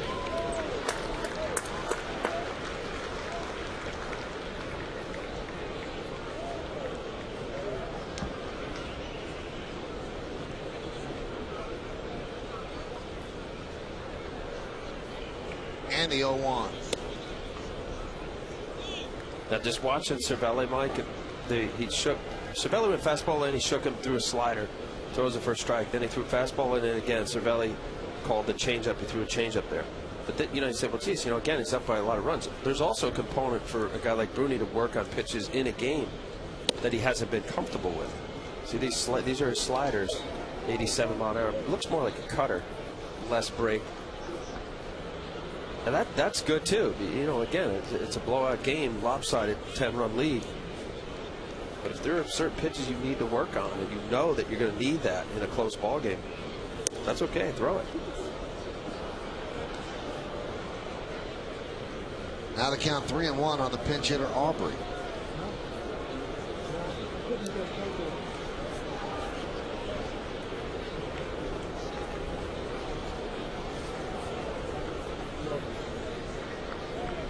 And the pitch. And now the count is full at 3-2.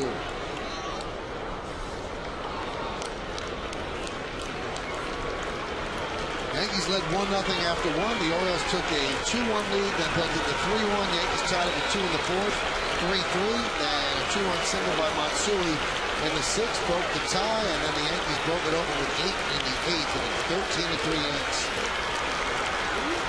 Runner goes, and the pitch is inside. So Bruni has walked 2 here with a 10-run lead.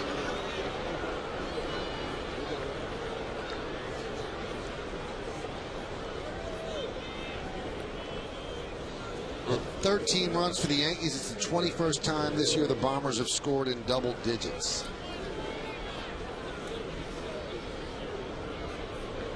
And how about this? Tony Pena just signaled out to the bullpen. I guess, Al, he just doesn't want to watch this. Well, it's a huge no-no. 10-run lead. He's not trying to walk anybody, of course, but you know, you got to be better than that. You can't do that. It happens, but yeah, it's unacceptable.